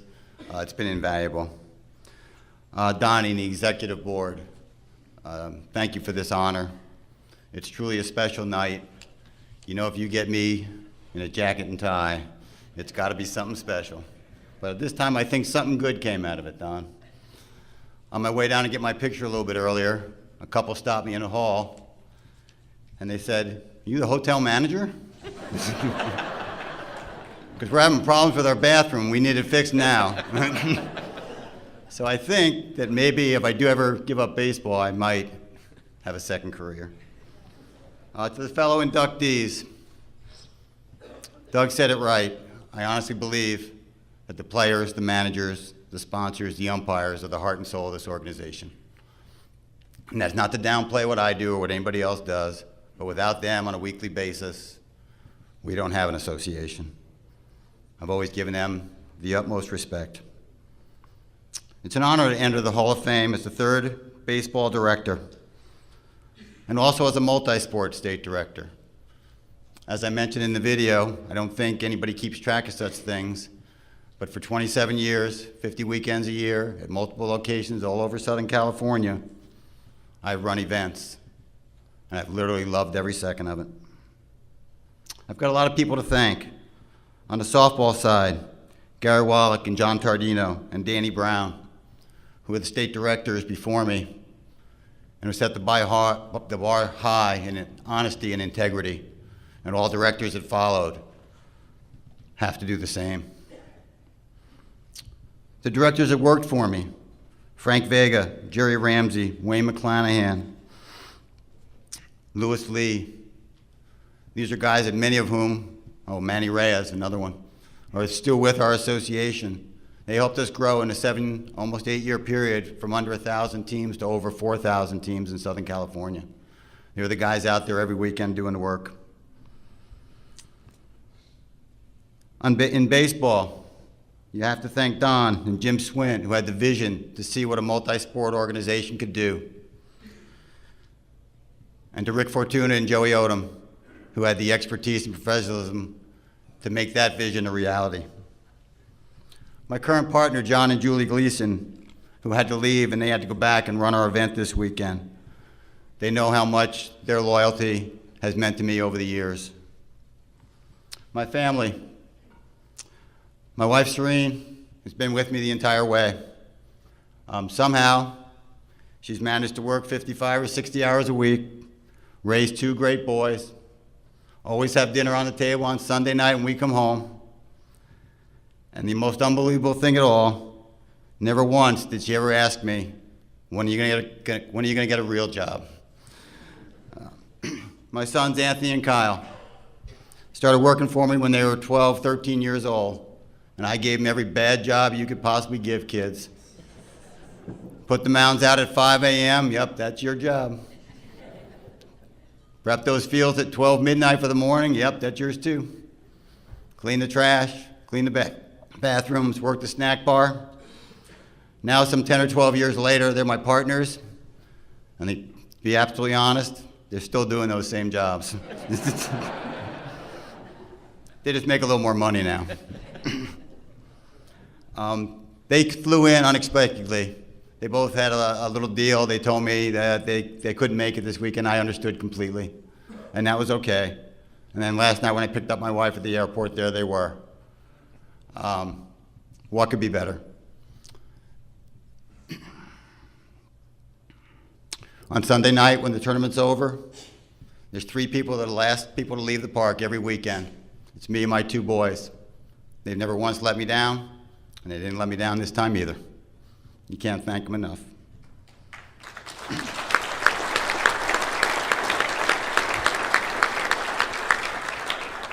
What do you say to a wife and boys like that, other than I love them?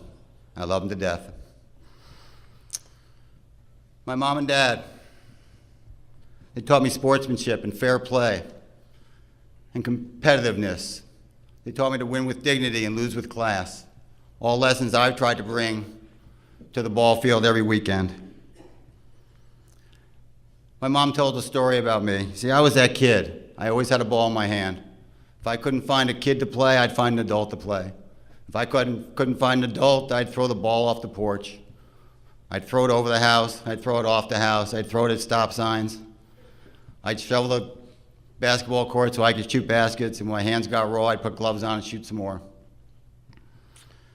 And she used to tell a story about me. I was born on 10/10/49.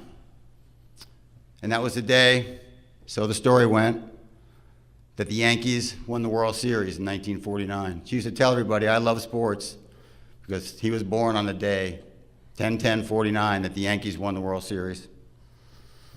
Well, they'd passed away, and one day I went to a baseball card show, and there was somebody selling World Series programs, and I went up to the man. I said, you don't have a program from 10/10/49, do you, the day the Yankees won the World Series?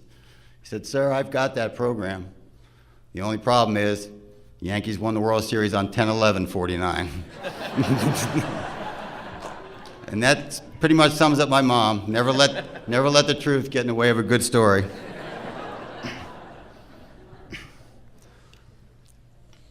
My dad never drove, never owned a car, never had a driver's license. Commuted 2 hours to work every day. 2 hours back every day. When he'd come walking up the street, he'd have 2 packs of baseball cards for me. He'd give me the baseball cards, I'd chew the gum, and I'd go get 2 baseball gloves.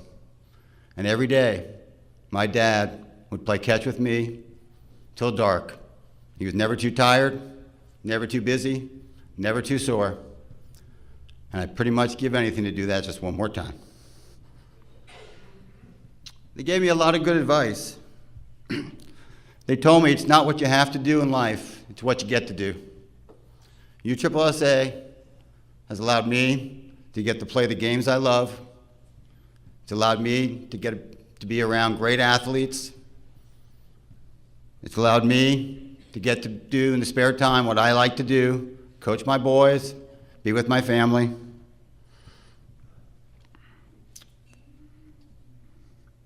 And that's just all I've ever really wanted to do. They also told me, once they realized I probably wasn't going to go to med school, I wasn't going to be a doctor, wasn't going to be a lawyer, that if I found something that I truly loved to do and took some passion to it, that I'd never work a day in my life. And I'm here to tell you that after 30 years with USSSA, I truly love what I do, and I've never worked a day in my life. Thank you.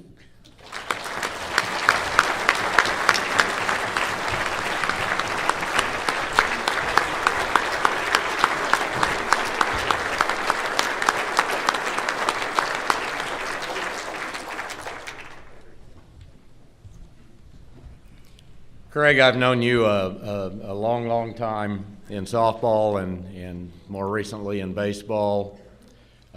You've always been a great person in the USSSA program. I knew that you would play this off as not that important or relevant in your life, but after the last 2 or 3 days, I've seen a different Craig Ciandella than I ever had before. I know this means a tremendous amount to you and to your very special family.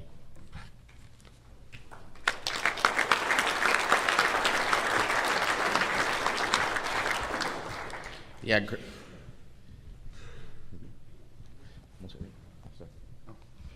To be inducted in this Hall of Fame, I mean, we've been here 43 years, and to be inducted in one of our new sports like baseball, which was our first really big sport that hit the organization, that Craig is the first non-board member that's involved with baseball. So the first, basically, state director that's been put in to the National Hall of Fame. So that's what we think of Craig. Congratulations, Craig Ciandello.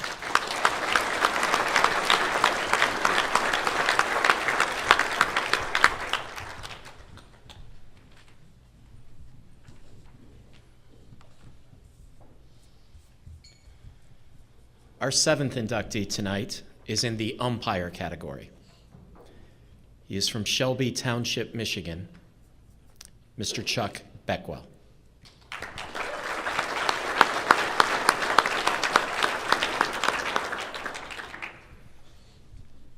And now let's turn to the video screens to learn more about Doc's long and successful umpiring career.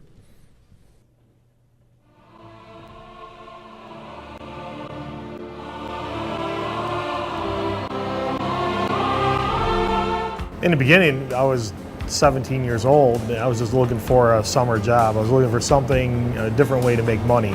And 30 years later, I don't do this for the money. So it's kind of ironic that I started wanting to do it for money and now I don't. But the most important thing, not just the umpiring, is being with the guys. You know, we're a family, and over the years, the past 15 years, we've got to know a select group of 20 or 25 guys, and each year we have 8 at the majors, and we just like being together. USSSA has done first class with the umpires. They've done first class with sending us to different cities, putting us up into nice hotels.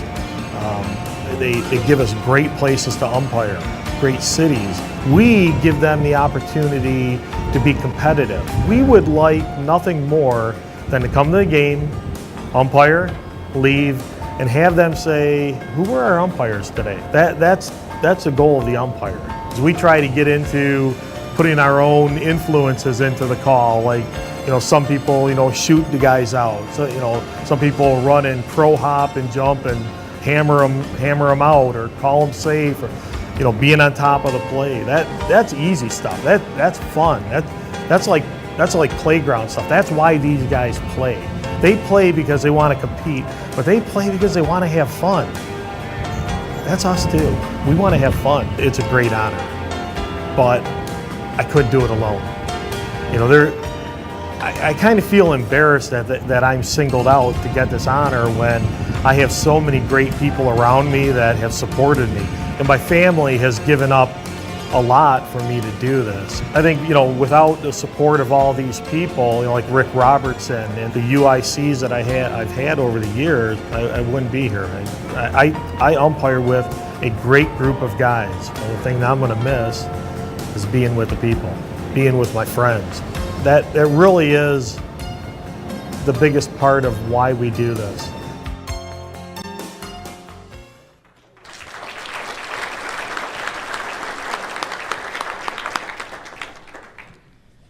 And now to tell us a little bit more about Doc is the USSSA National Umpire-in-Chief and Hall of Famer, Rick Robertson.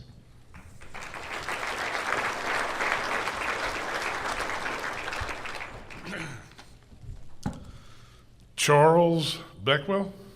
I don't know about Charles. First of all, I'd like to congratulate all the inductees tonight.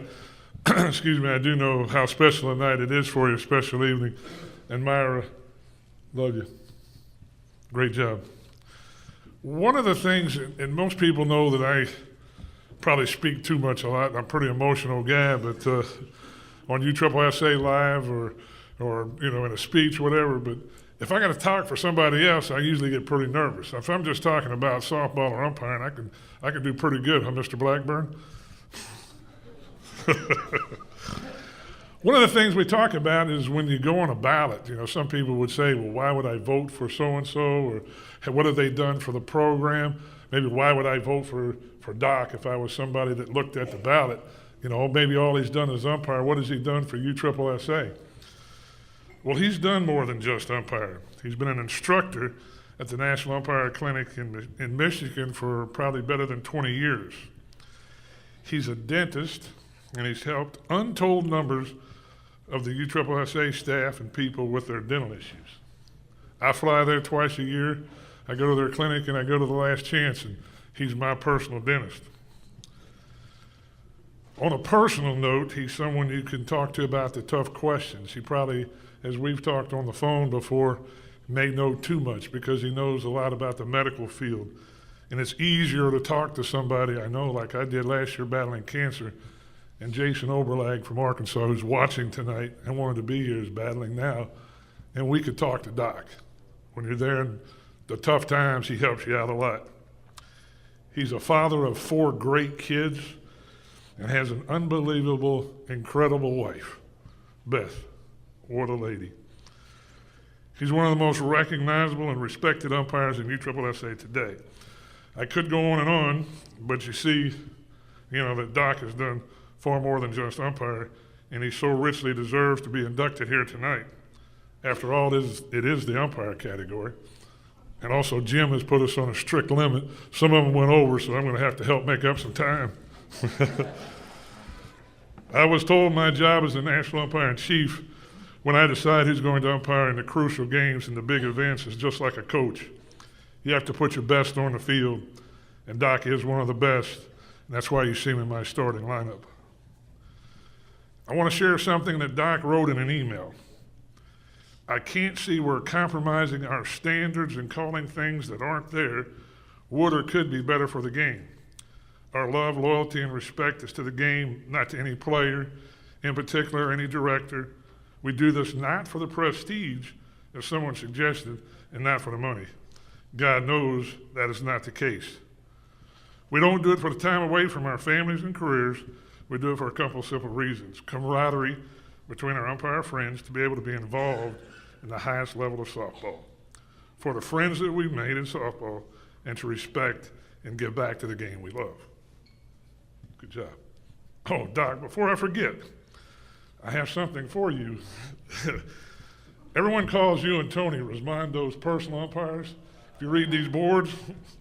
So I personally have an autographed jersey, game jersey from fellow Hall of Famer Andy Purcell that he would like to present to you this evening so you can wear the number 19 proudly. As if you've been around Doc when we umpire, Coop did a pretty good job on Johnny McCraw about what he does at night. But when Doc and all the umpires spend the night at our house with Ann and I, Doc wears a number 19 jersey. Now you have a real game jersey, Doc. And I'm serious, too. It's right here. Hold on, Doctor. Because I thought it was really a great tribute that Andy Purcell, his white game jersey, autographed in the left-hand corner right here, number 19. For you, Doc.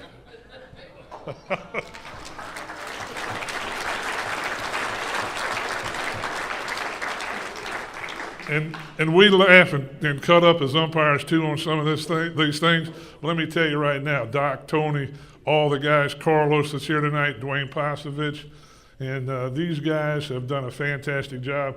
And Doc will tell you, as his crew chief, he takes really good care of them. Doc, on a personal note, thank you so much for the honor of letting me speak on your behalf.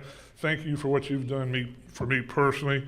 And ladies and gentlemen, it's my honor to present to you the 17th umpire to be inducted into the USSSA National Hall of Fame, Chuck Doc Beckwell.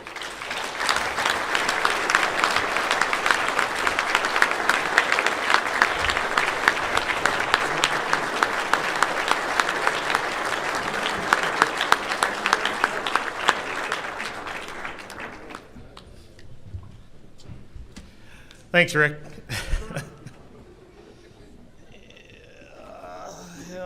Oh, you even got the dirt marks on it. Staying in that same line, Andy, come up here for a second. You got that shirt you wanted? You left it up in my my hospitality suite.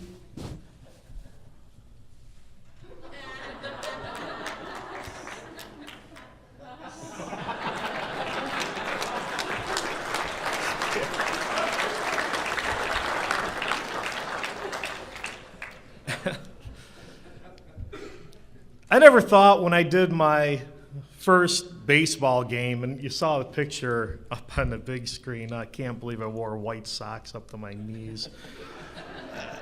But I can't believe when I did that first game, it was on an elementary school field. Behind the elementary school, the diamond didn't have a backstop. There were a bunch of kids, a bunch of screaming parents, my knees shaking. I never thought it would lead me to here, to this podium, to become part of the USSSA Hall of Fame. It was, it's just, almost takes the words out of my mouth, takes the words away. I can't say enough about being inducted into the Hall of Fame. Of course, I have about 4 pages here written, so I will say a little, but I do want to say, with some of the guys that I know, like Hank, when I first started umpiring the major level, that guy scared me. He really did. Johnny McCraw, he just scares me plain. He comes out and he's no, I won't say anything about your crazy shorts. Sorry. Yeah. JC, he scared me at the conference finals. You don't know that story. He almost broke a bat in half with me. Howie, you can thank me later for saving your life in Salem. Mr. Jean Shop, great personality, great guy. I love this game. I love doing this, and these are some of the guys that I have known, while doing this.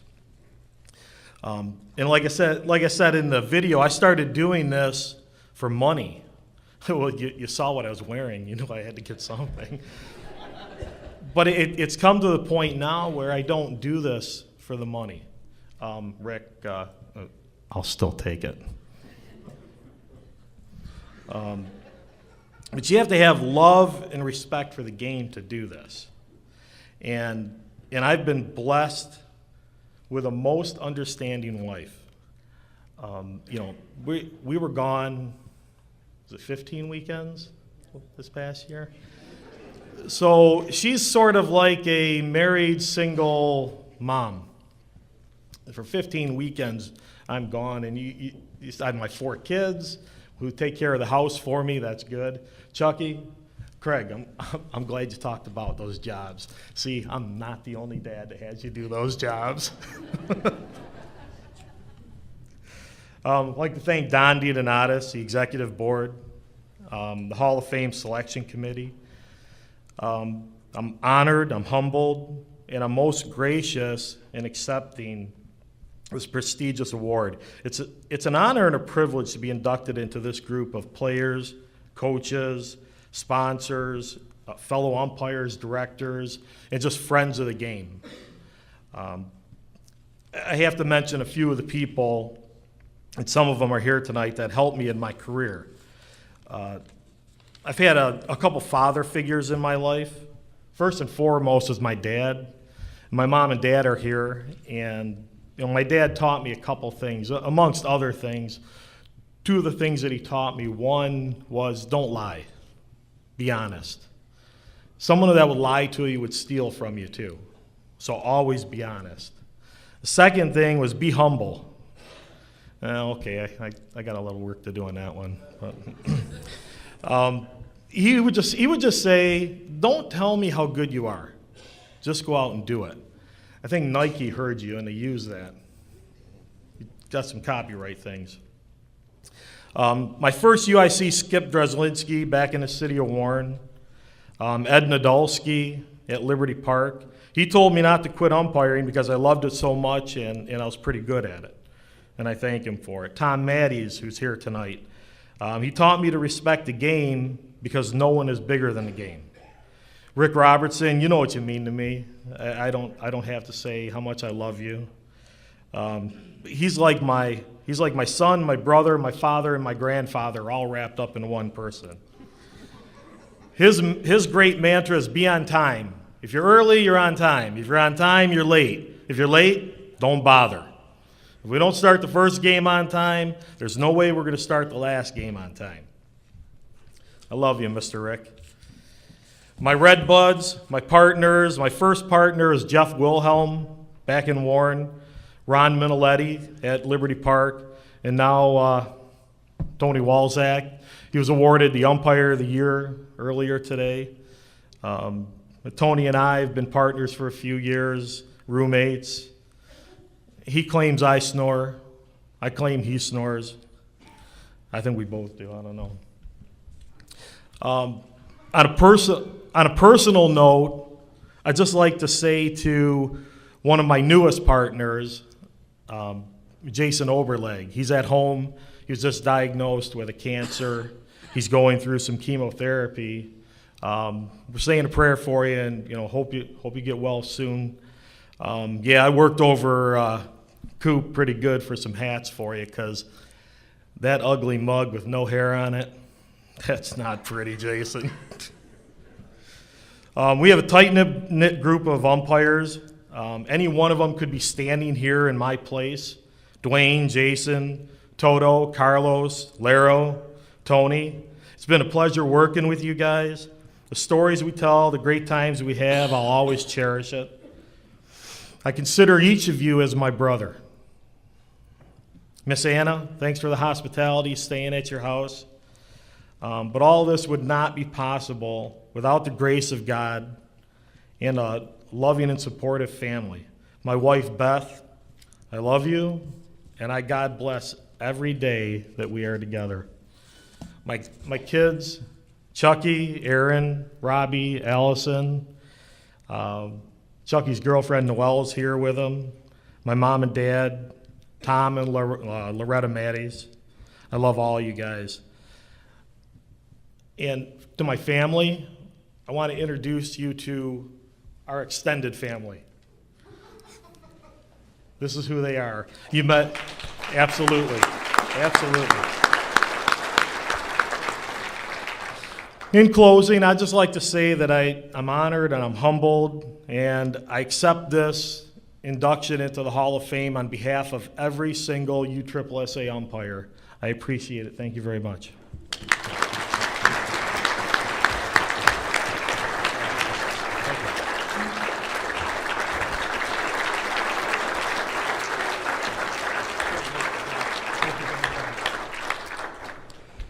Doc, your attitude and your demeanor, your training, you really set the standard for all the umpires all across the country. So congratulations. Thank you. Yeah, Doc, as the lead gentleman that's behind the plate most of the time, and we get put into some of our championships are pretty rough there, and you can watch Major League Baseball and watch some of the calls 6 guys can't make on TV with videos and that, but I truly believe that you're the best umpire in the USSSA, and welcome you to our Hall of Fame.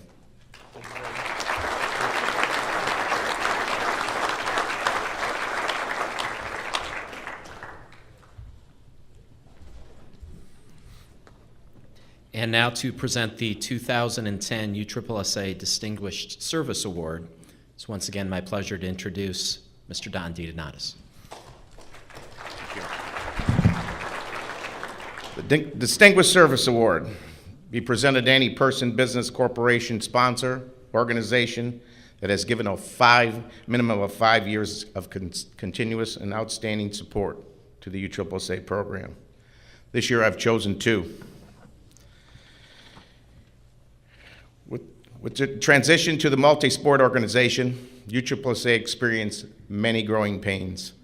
One of our biggest challenges was how to handle our enormous growth while still protecting the association. One of our biggest assets is the insurance program that is available to our teams, facilities, and directors. With internet commerce growing every day, we were forced to look for an insurance agent whose agency was able to dynamically interface their systems with the USSSA's live database and USSSA.com's registration system. With the direct real-time integration, insurance purchases were finally able to be selected, verified, paid for, and generate certificates all online 24 hours a day, 365 days a year at USSSA.com. Now, where would we find that person? Well, when all was said and done, we didn't have to look far. He has been no stranger to this association, having been part of the USSSA family for most of his life. He has been in the insurance industry since completing his college degree some 12 years ago, and little did he know that he would head up what we, in today's society, is probably one of the most critical components to the success of this company. This person has done a tremendous job in making this happen without a glitch. The recipient of the 2010 Distinguished Service Award, Dalton Brown.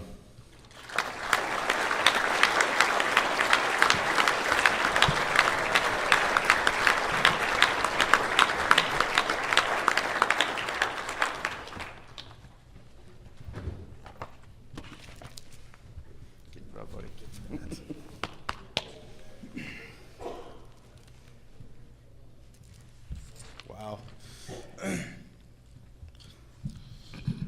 Well, as Don had mentioned, I've been around USSSA. I think it was 1978 my father joined the association, which means my mom and my sisters and I joined then too, as Craig and many others have said. Most of my youth is remembered of running scorecards, bringing shirts to other spots for shirts to get sold, and just putting out fences, spending the night in the back of my dad's truck to make sure nobody tore down those fences.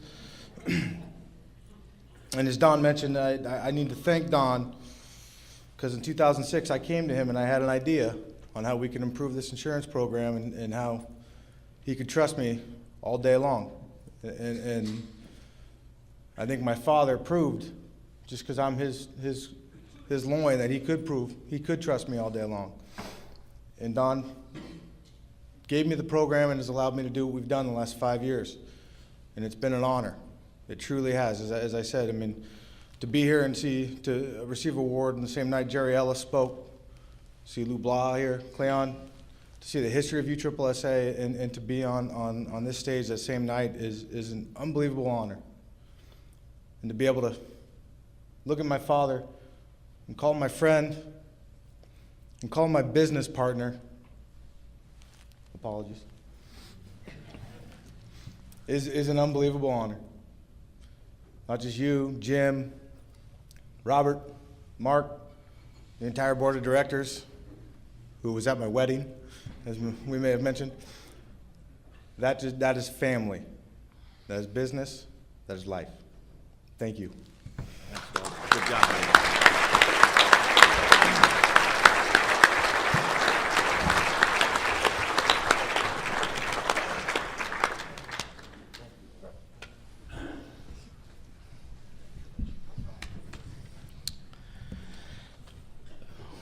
The second recipient has been involved with softball some 40 years, and he's seen a lot of change. 24 years of those were as a director in the game of softball. You know you've experienced some great experience. You've had some great experience, some better than others.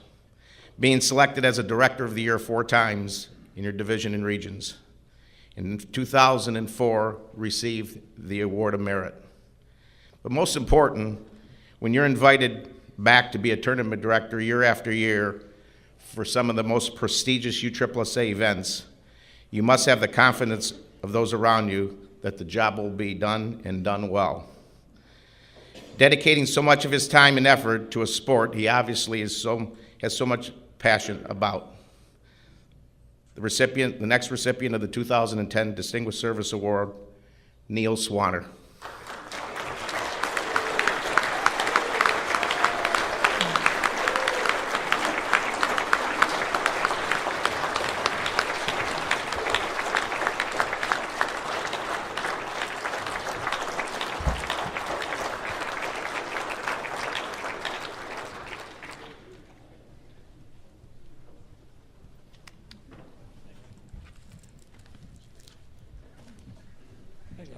Thank you.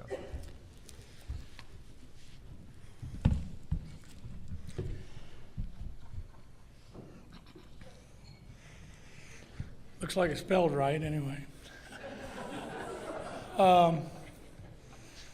Tremendous honor. I've always said that it's easy to do things for people that you love. It seems like the things that I do always consist of a group of people, whether it's Team Louisiana, team divisions, all our people that go to the World Series. I'd like them please to stand right now. Everybody that does this series, please stand. Tammy, Dwight, everybody. I thank y'all very much. It's easy to do something when you bark something and you do it, and we just say, you're going to be mad at me now, but when it's all said and done, we're going to kiss and make up. And that's what they allow me to do, and thank y'all. I appreciate everything.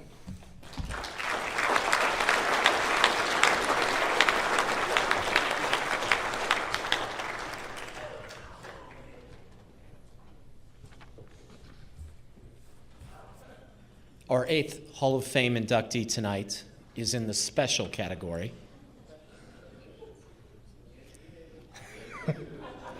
He is from Mandeville, Louisiana, and he is Mr. Mike McCarron.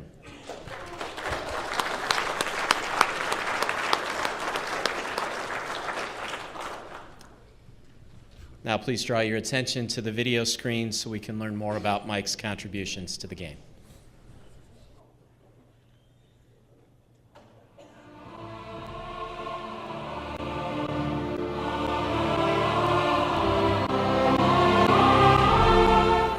Just growing up, it's the only thing my dad kind of instilled it in me when I was young, and he kind of just pumped baseball. He was a huge baseball fan, and he played softball also. So it just bled into me, and just became a lover of the sport. And that's kind of what me and my dad did my whole life. All we did was go to ball games and talk ball, and when we had conversations on the phone, he'd ask how things were, and we'd right into sports. Well, I think anybody that was an athlete of any kind and had that desire inside, you never lose the competitive blood that flows. And I'm 55, and I'm still playing senior ball in spite of all the knee operations and everything else, but you just never lose that desire to compete. And I still love to compete, and when my days are over with, I'm sure I'll find some kind of way to stay into it, from the manufacturing standpoint, or still playing.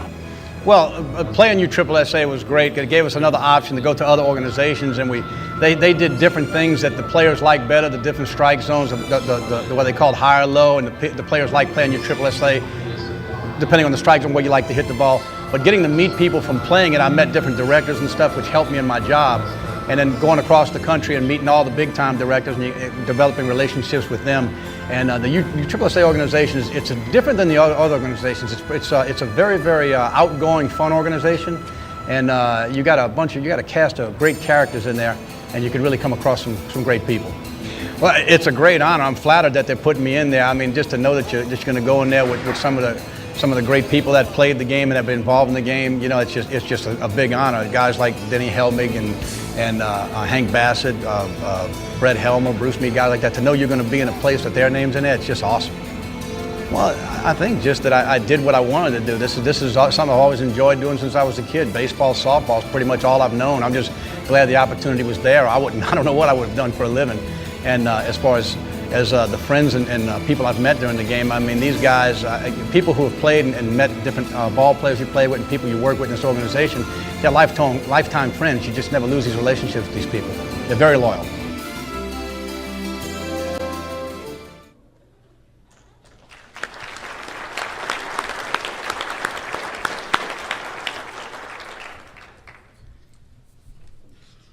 And now to tell us more about Mike, his longtime friend, USSSA Vice President, Mr. Robert Boudreau.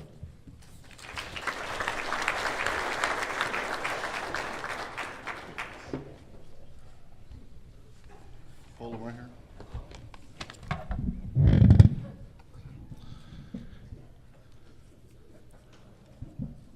We'll introduce her in just a little bit.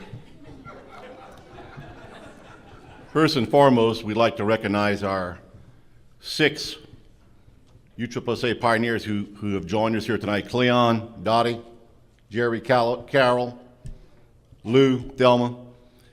It makes it a very, very special evening that you're here this evening, and it kind of makes this evening all worthwhile.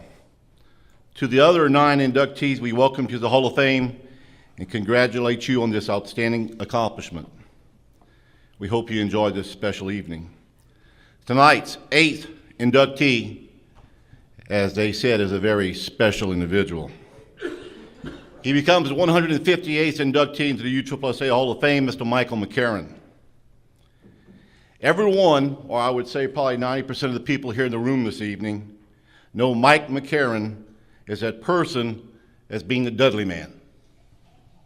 However, how many of you know the real Mike McCarron?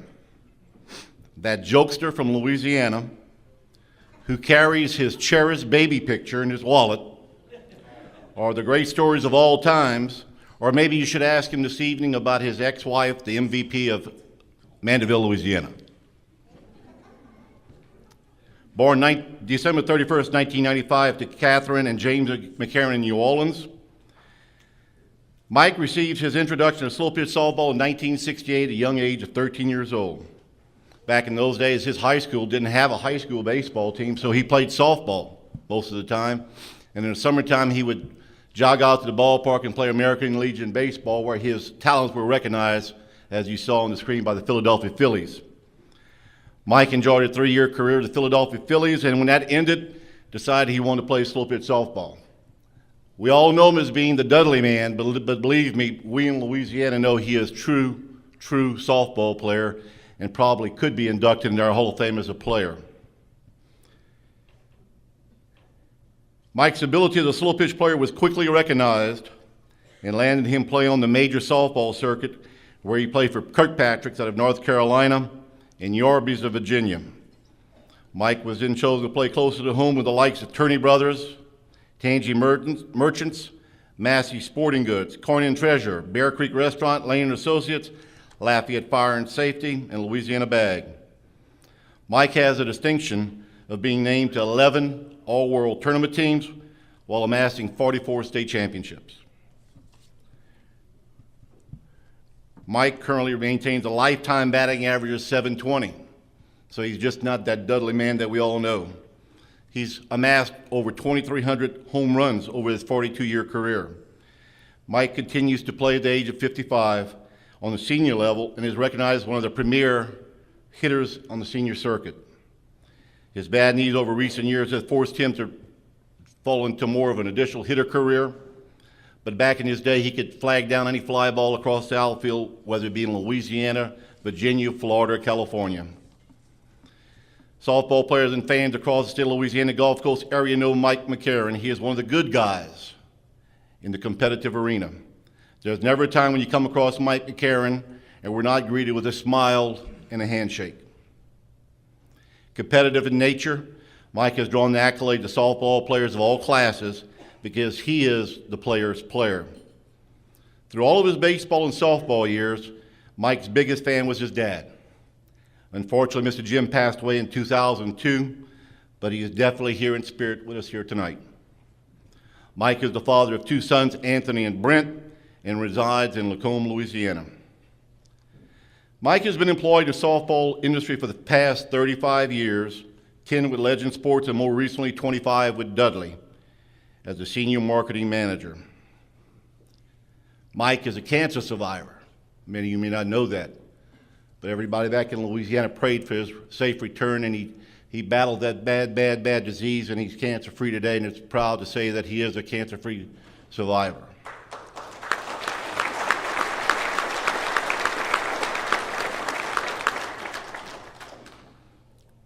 His smile is infectious. His stories are unmatched. No one could ever get enough of Mike McCarron. Your softball industry fellow mates wanted me to make sure that you, being an ex or divorced individual, that you had a date for this evening. So Kyra here will be your date for the rest of the evening. I proudly present the 158 inductees to the USSSA Hall of Fame, our good friend, Mike McCarron.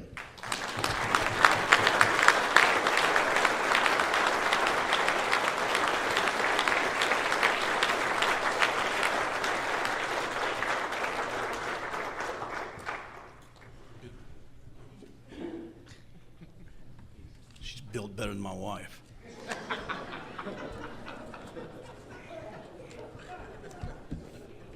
And I actually like not having a head or a mouth on her either.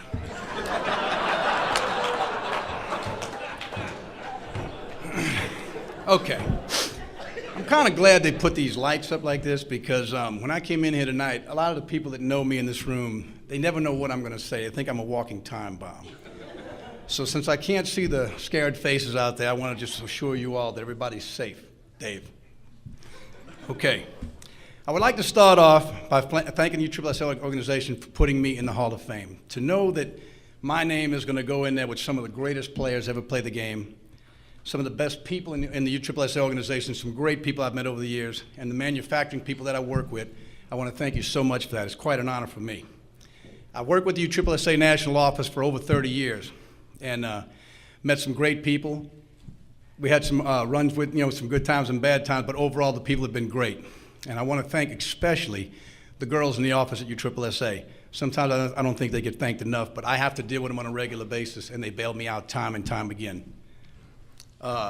Anybody who's played ball as long as I have, 42 years, and has been in the industry for 35, knows how long you're going to be on the road and miss all kind of family events. You're going to miss weddings, barbecues, family reunions, so you got to have a good family backup to welcome you back to the house, and I happen to have that. So I want to thank all of my friends, my family, nieces, nephews, aunts, uncles, brothers, sisters. I want to thank my two boys, Anthony and Brent, who absolutely are my world. I want to thank my mom and dad, who, my mom was a fantastic mother. I couldn't pick a better mother to raise me, but the people from Louisiana who know my dad know that everything that everybody knows me and see the way that I act, I stole my dad's whole act. He taught me everything. Anything that I do crazy, he did it times 10. And so I want to thank them. I've been in the business, as I said, 35 years, so I've known a lot of people in the industry, and I want to thank three people that were very important to me: Joe Kelly, Harold Stallnaker, and John Hewlin. These people were very big on keeping me in the industry, kept me on a straight line, and kept me from getting fired several times. When I got this job 35 years ago, Dudley told me what my responsibilities were going to be, and they said, what we want you to do is to travel the country, we want you to play softball, we want you to promote softball, we want you to sell softballs, and we want you to give softballs away. It is amazing the friends that you make when you give free stuff away. Unbelievable. But no sooner you don't give it, you become on the bad list. But when I got the job, I went on the road for the first time. I was on the road for about a week. I came home from my first week on the road, and my family said to me, "What do you think?" I said, "Man, this job was created for me." I said, "It's just fantastic." I said, I go out, I do all this free stuff. It's just great. Everybody loves you. You give free stuff away. In fact, my exact words were that day was, "This is a dream job. I could do this for the rest of my life." With that being said, I'd like to thank my ex-wife and her attorney for making that dream possible. I will have to do this for the rest of my life, and I will have to date a headless black woman. So, in closing, I would like to say one more time, thank you to the USSSA organization. This is quite an honor. I'm extremely flattered. I'll never forget it. Thank you all so much, and good night.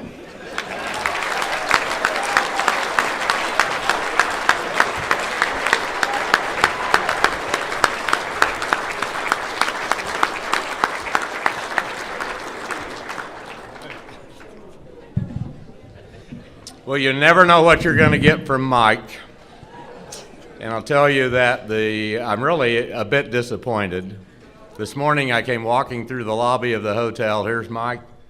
He's got his suit coat on. He's got his blue shirt. He's got his tie. He's got his boutonniere and a pair of Bermuda shorts.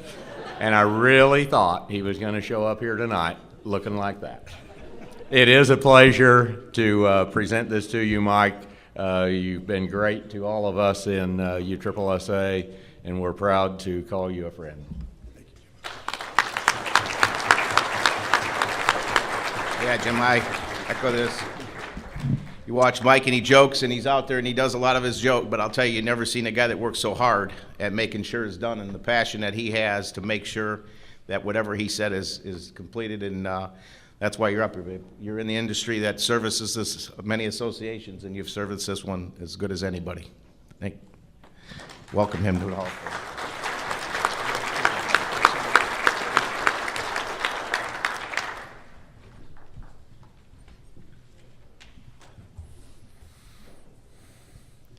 Our 9th Hall of Fame inductee tonight is in the manager category. He is from Canton, Michigan. and he is Mr. Chuck Druitz.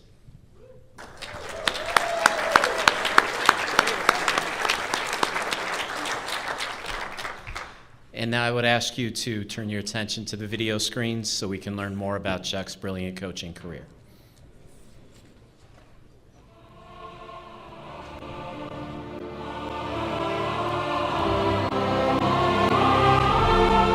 Well, with the USSSA, it was very easy. My dad was one of the first pioneers that had the meeting in 1967 when they met in Milwaukee.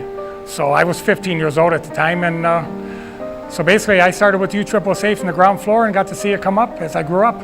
And once I got out of college, I started playing a lot of softball, and that's where I got involved in USSSA. Played for 15 years and coached for 15 years. He taught me not so much about how to play the game, but how you go about playing the game, I guess you could say, especially when we sit down at home.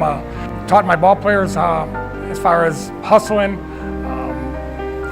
how to dress properly. We always made sure when I coached, we were dressed to the T. When sponsors give you money and buy uniforms for you, I felt, hey, you show them the respect, just like you do on the ball field that you show your teammates. So it taught me a lot of them little things about really how to play the game. And his old saying used to be, if you weren't that good of a ball player, at least dress and look like a ball player. I don't know, it's not so much championships that I've got an opportunity to be on during the over the years.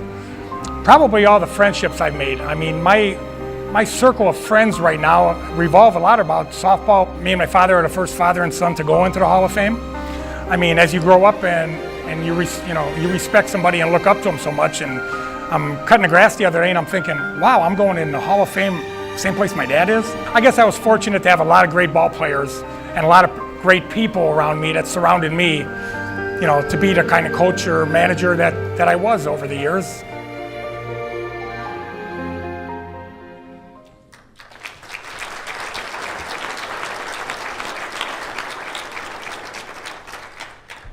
And now to tell us a little bit more about Chuck, a man who coached alongside him for many, many years, his good friend, Mr. Steve Leisure.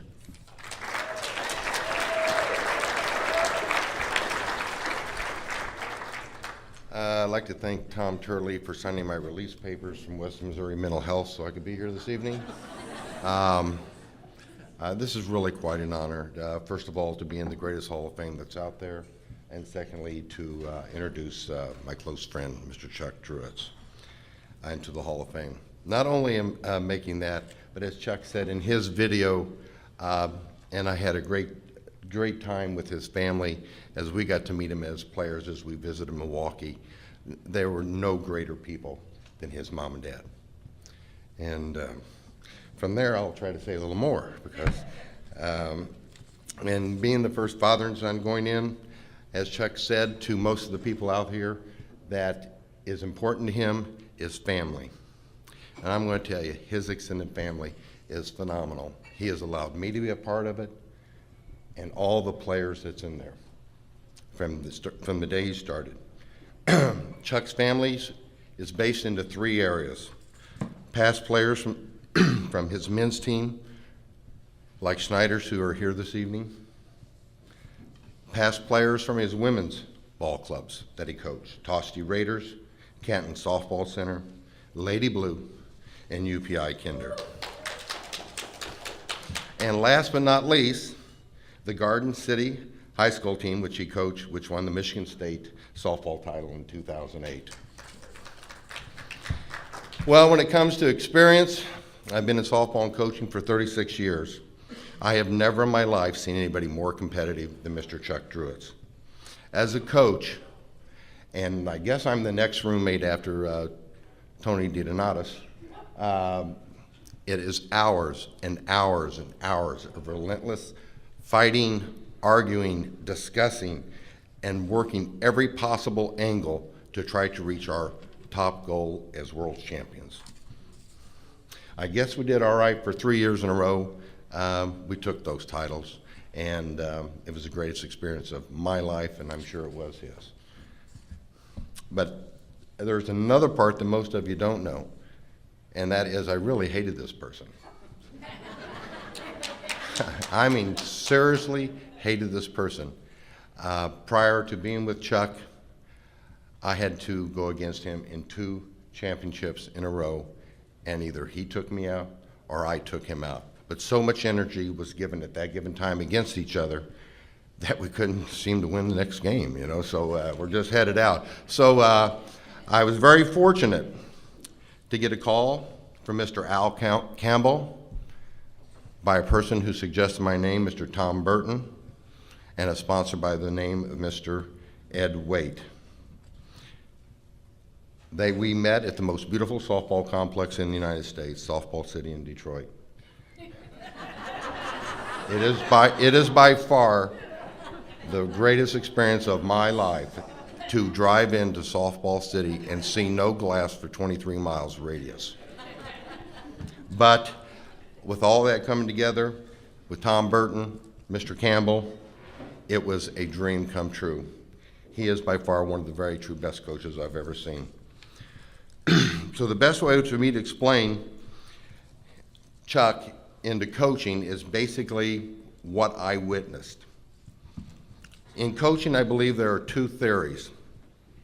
One, you hear most of all, and that is building it from the ground up. Piece by piece, as you build each and every situation, as you create the players, as you set the final finale for your championship. That is a great way to set and build every ball club. But, as Mr. Jim Squint would verify, I'm just a little bit on the other side of the wall, and I've been looking at things for a little bit different. In 1968, no, I missed that year, Jim. I think that was my hippie year. So, but in 1968, I also attempted to be an artist, and I was at the Kansas City Art Institute, and we were taught something, and that is how to look at things and how to create. And one of the things that we were taught is that if you stare at a large piece of marble and concentrate and dream and wish, that within the marble is the masterpiece. I watched Chuck do this with our ball club. As he seen the masterpiece, all he had to do was not create, but was to eliminate what did not need to be there. The masterpiece would stand tall, live, and breathe. This is why he stands alone in my category as the master artist in softball. As many of you know, if you want to talk softball, I'd meet you at the bar and we could go all night long, many nights. And I just think it's maybe about time that I do what I came here to do, and that is to introduce the husband of Miss Sue Drutz, Chuck Drutz.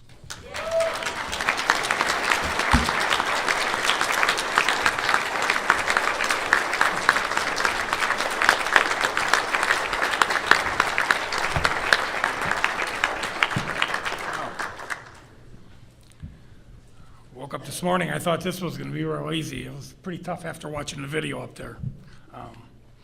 But I'll get through this. It's pretty short, so I would like to congratulate all the inductees tonight. If you had as much excitement and joy as I've had in the past year since they announced me being inducted last year at the convention, I'm sure it's been, I don't know, words can't describe. Next of all, I'd like to thank all the great sponsors I've had during my playing years, my coaching years. I'd just like to recognize them real quickly. Jim Snyder, Snyder Softball Club, Mike Illich, Detroit Caesars, Ron Hayner, Miller High Life, Worth Sports, Hank Bassett, TPS, Ed Waite, Lady Blue, Dave Robinson, Softball City, Ronnie Bennett, UPS, Don Kinder, Kinder Associates, Alan Miller, Tosti Raiders, and Dave Neal, Steel Sports. To all the people who made this trip here to see me tonight, for my induction, I would like to say thank you from the bottom of my heart, and may God bless all of you. For those who could not be here tonight, my brother Dwayne, my Uncle Jerry, and my Aunt Nan, your support has meant so much to me over the years. To my mentors who I have coached with, from Frost and Hardy to Gendron, Burton, Leisure, and Campbell, to Patterson, Bako, Russell, Minch, and Torek, I thank all of you. I love coaching with each and every one of you every time I stepped on the field with you. To my main mentor, and that would be Steve Leisure, thank you. Not only for what you taught me about the game, but for teaching me that true friendship really means. And as you know, a coach is only as good as the people surrounded by him, that he's surrounded by. I've been very fortunate to coach some of the greatest women athletes ever to play the game of slow pitch softball. But the best part of the girls I coached, the women I coached, I should say, they all knew how to spell the word team. And that's how championships are won. Since I was one of the fortunate to see the USSSA from the beginnings in 1968 with Al Ramsey, and now under the direction of Don Donatis, it is incredible to see how the growth of the organization it has had up to today. To Jim Swint and all the other people who have helped make the organization what it is today, keep up the good work. I know the sky's still the limit here. Would like to say thank you to my wife. She did not get the opportunity to see me coach in the slow pitch game, but she did see me coach 5 years of high school ball. We've been married 7 years. I guess you could say maybe women's softball and traveling when I was playing, I guess kept me single until age 50. But I met the woman of my dreams, and I am so fortunate right now. Ladies and gentlemen, it's been a great ride through a career of so much fun, joy, and excitement. Thank you for sharing this night with me. Thank you very much.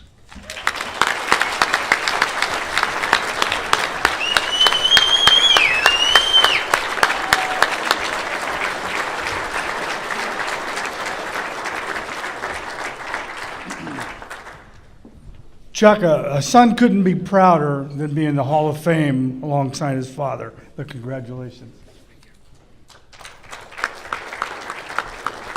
And Chuck, I know this has been your dream, and it was very important to you to be in the Hall of Fame and be the first time a father-son is together in the USSSA Hall of Fame.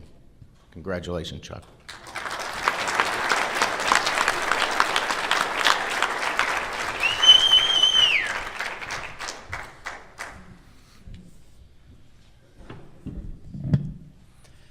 Our 10th inductee tonight is in the male player category.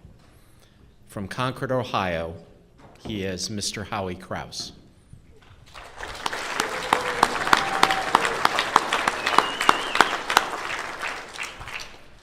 It's probably the first time in his life that Howie has had to bat 10th, but he's holding up well. Let's turn to the video screens to learn more about Howie's distinguished career.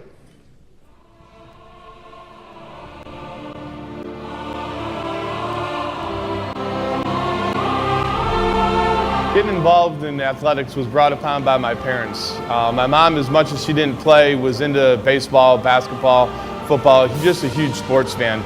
My dad was very athletic, played professional baseball with the Phillies, so it was just in my genes, I guess. It's awesome that USSSA gives us the opportunity to compete, because that's just what it is. It's in your blood, just the competition. You want to go out there, you want to play hard, do well for your teammates.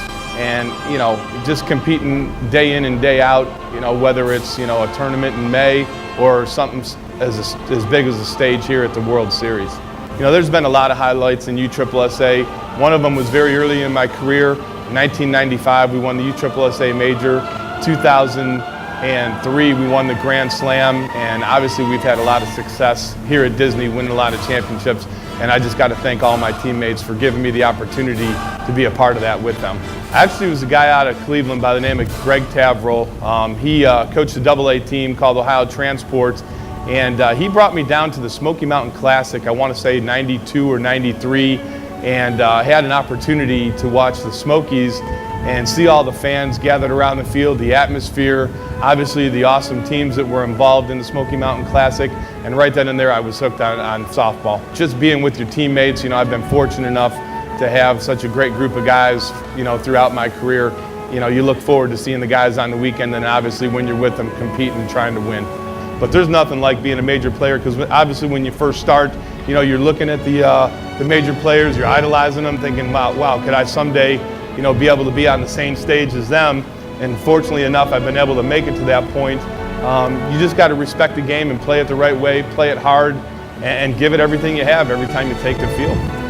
Honestly, it's the highest accolade anyone could ever receive, playing slow pitch softball. You start out and you idolize these guys, you watch them, you're thinking, wow, can I someday maybe be with those guys or do what they're doing, maybe have the success that they're experiencing. So to be inducted into the USSSA Hall of Fame is honestly a tremendous opportunity. The thing I'll remember the most is just my teammates, everything they've done for me, the times we've spent together, and obviously all the championships that we've won. It's been a great run. I wouldn't change it for the world. I've had a super time for 17 years.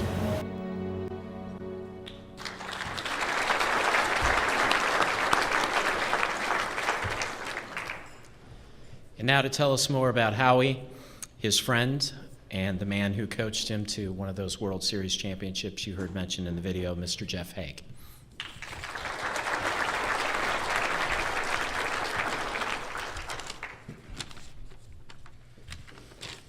I got a couple Howie stories, but I'll keep these pretty clean.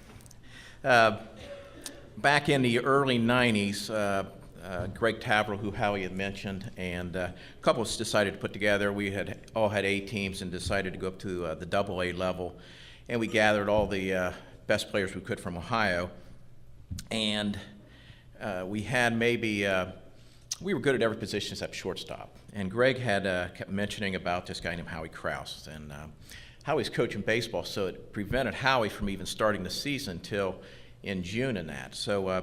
For all you guys who have coached and managed teams, you hang your hat on the players you pick up or don't, and if you pick up people that aren't very good, you take a lot of abuse over it. And so the first tournament, so we probably had played 5 or 6 tournaments during that year to that point, and each week there was like Howie alerts. Everybody wanted to know, is Howie going to be there this week? Is Howie coming? Is he going to finally make his arrival in that? So at Springfield, on a Friday night, Howie shows up. We get him in his uniforms, and he comes up in the bottom of the first with bases loaded, a couple outs, and hits a couple foul balls into the trees, and sits and watches strike 3 go right down the middle.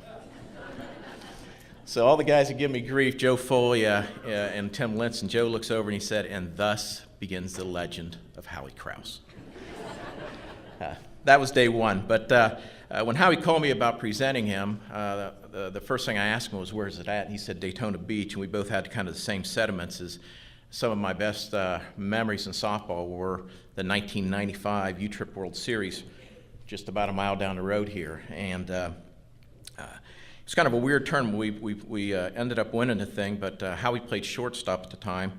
The first ball hit to him, went through his legs. The next one hit to him, he hit, bobbled, and threw away. The only balls the entire tournament that he had hit to him. But during the tournament, Howie, I think Howie ended up leading the tournament home runs, just hit the ball just terrific. And in the bottom of the 5th inning in the championship game against Shin Valley, we get the final out, and I see Howie and Kevin Burkhofer arguing as they come off the field. And I see Burkhofer just hitting him and pointing out toward left field. And so Kevin comes in, and I said, "What was that all about?" And he said, we're coming off the field, and Howie wanted to know how many runs we need to win and who was up. And Kevin said, I was informing him that we needed 1, and he was up, and to hit it over that fence. So the first pitch Howie hits, and it's well into the darkness to win to become the only AA team to ever win the World Series. So I mean, that was a great highlight for us. And a couple other real quick stories. In 1996 in Salem, Virginia, we were, I think, playing the semifinals. We had lost, and we were, I think, playing the game to get back into the game for second place. And first time up in the first inning, Howie hits a home run, and then the bottom of the inning, our pitcher got somebody to pop up, and Howie went running out to the outfield, and our outfielder, Mark Cobb, comes running in, and there was a collision, and look over, and Howie's just a mess. I mean, he cuts his head open, and he's just bleeding everywhere. It's a mess. We had the emergency squads come and get him. Long game, in Virginia in the summer, hot day. About 2 hours later, we're still playing. It's a long game, and here comes Howie, and he looks like the Revolutionary War fife and drum with a bandage and blood down his head and blood all over the front of him. And in USSSA, you can re-enter. So, Howie's going, put me in, I want to go in. And ironically, comes up in the 7th inning and got a couple on, and Howie's spot is up. So I'm like sitting there thinking, and the umpire had mentioned he can't go on the field wearing this bloody shirt. So I'm sitting there, I know where this is going, because I got the only clean shirt left. So I end up taking my shirt off, giving it to Howie. I put the bloody one on. Howie goes up, and he hit the ball a mile straight up. Straight up. And over the years, I always thought, and there's players fall into two categories. They're either great hitters for the first 5 innings, and when it gets crunch time, they're not as good. Or the other guys that they hit okay during those 5 innings, you get down to crunch time and hit. And Howie was a 900 hitter when it came to when the game was on the line. In 1999, we were playing for the AA World up at Sterling Heights up at Liberty Park, and Howie had not made an out in the first 4 games in that, and he comes up in I think the 7th inning. We had a chance to win it there, and like I say, Howie had not made an out, and we were playing Spectrum, and anybody remember Spectrum? If a game was normally an hour, Spectrum would make it 2, and if it was 2, they would make it 4, and so they're just freezing the game, and Howie's just kind of wandering around in that, and I thought, do I talk to him or let him go or talk to him in that? And so I go over and thought, I'll go over and talk to Howie, and he just said, Jeff, get away. Just leave me alone and get away. And I said, well, he goes, Jeff, just leave me alone. I'm getting my head right. So I go back to the dugout, and everybody goes, what did Howie say? And I said, he said he's getting his head right. And they go, oh, no, we're in deep trouble. But we were fortunate to win 12 World Championships in the time that I had Howie with me, and in 6 of those 12, he hit the go-ahead or winning hit in 6 of those World Championships. Howie started with me in the early 90s. He played with me in my teams till 99.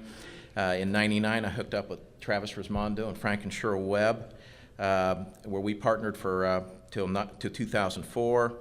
And from 2004 to the present time, Howie is still playing with that same group.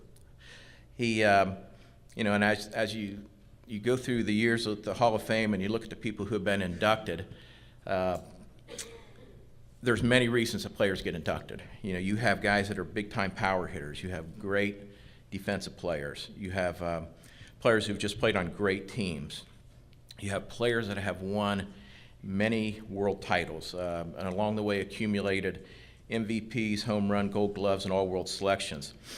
And as important as all those things are, Howie was all those things, but probably the thing that I have the most respect for Howie is that from the early 90s to today and even into next year, Howie has stayed on the same team in that. And I will bet that there's no player ever in the Hall of Fame that's been on the same team for 18 years.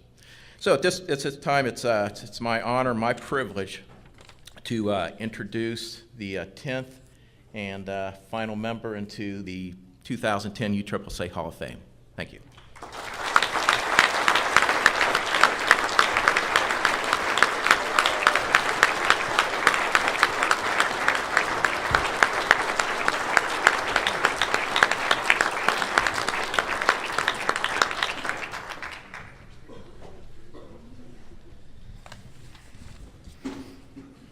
Actually, Jeff took it easy on me with the story, the first story about the called strike 3. Swinging. So thank you, though, Jeff, for those kind words. With all the time we've spent together, it means a lot to me and very much appreciated. I would also like to thank Bernie Gunther for the slideshow and all the hard work he put into that. Top notch as always, Bernie. Thank you. Over the past few weeks, as the induction ceremony has been getting closer and closer, it seems as everybody's been asking me about tonight. No matter what they asked me about tonight or how they approached it, there was always one thing in common, and that was the phrase, your big night, my big night. Well, through my eyes, I don't see it that way. I don't see it as my big night. Make no mistake, getting inducted to the USSSA Hall of Fame is the absolute highest honor a player could ever receive, and one that I am greatly humbled by. But without the help of countless others, whether it be sponsors, coaches, or teammates, I wouldn't be standing here tonight. I've been truly spoiled to be surrounded by outstanding people for the last 17 years. With that said, there are many thank yous to be mentioned. First off, to the USSSA committee, I would like to say thank you for deeming me worthy of this prestigious honor. There have been so many outstanding players to play before me and be inducted into the USSSA Hall of Fame that it almost makes my induction tonight to this select group unthinkable. I would also like to thank Don DiDonato Sr. and the USSSA organization for giving not only myself, but numerous others the opportunity to participate and compete in the best sanction of softball, the USSSA. USSSA has been a huge part of my life since 1994. It has given me the avenue to compete, travel around the country, be a part of a team, and all the camaraderie that goes with it. I can't explain how much I look forward to every season being able to compete week in and week out, leading up to the showcase of softball, the USSSA Major World Series at Disney. The butterflies in your stomach, the crowds, the amazing venue of the stadium, nothing will ever take the place of waking up Sunday morning and putting on the traditional blue and white uniform, searching for a championship. And nothing will ever be as fulfilling as later that afternoon when you found one and achieving a common goal with your teammates. I will cherish those memories forever. Greg Taverill, as you saw on the video screen, Greg invited me to attend the Smoky Mountain Classic with his Ohio Transport team in 1992. Greg has since passed, but he was responsible for me being introduced to big-time softball and what was out there. Needless to say, I've been hooked ever since. Cheryl Webb. Cheryl, nobody will ever understand how much work you put into our team over the years. I do, and I appreciate it, especially when all the situations where you helped me juggle my work schedule, my coaching schedule, and made it go with our tournament schedule without ever a hiccup. I can thankfully say since 1999, Cheryl, when you came on board, I've never had to worry about or think twice about any travel arrangements or anything along those lines, enabling me to concentrate solely on playing. Thank you, Cheryl. Frank Webb. No matter what the situation, Frank, it always seemed that you had the right thing to say. The correct advice, you were the voice of reason, the calming effect when everybody else's emotions were going through the roof. I also have to thank you, Frank, for handing down so much information, so much knowledge of the game of softball over the years. I truly appreciate it. John Rector. John, there's a reason why you're in the Hall of Fame. I want to let you know I appreciate how you've handled me and my teammates over the years. Knowing when to push us, knowing when to pull back, and knowing when it was time to lay low, letting us take the field and get after it. You've played a big role in our team's success more than you'll ever realize. Thank you, John.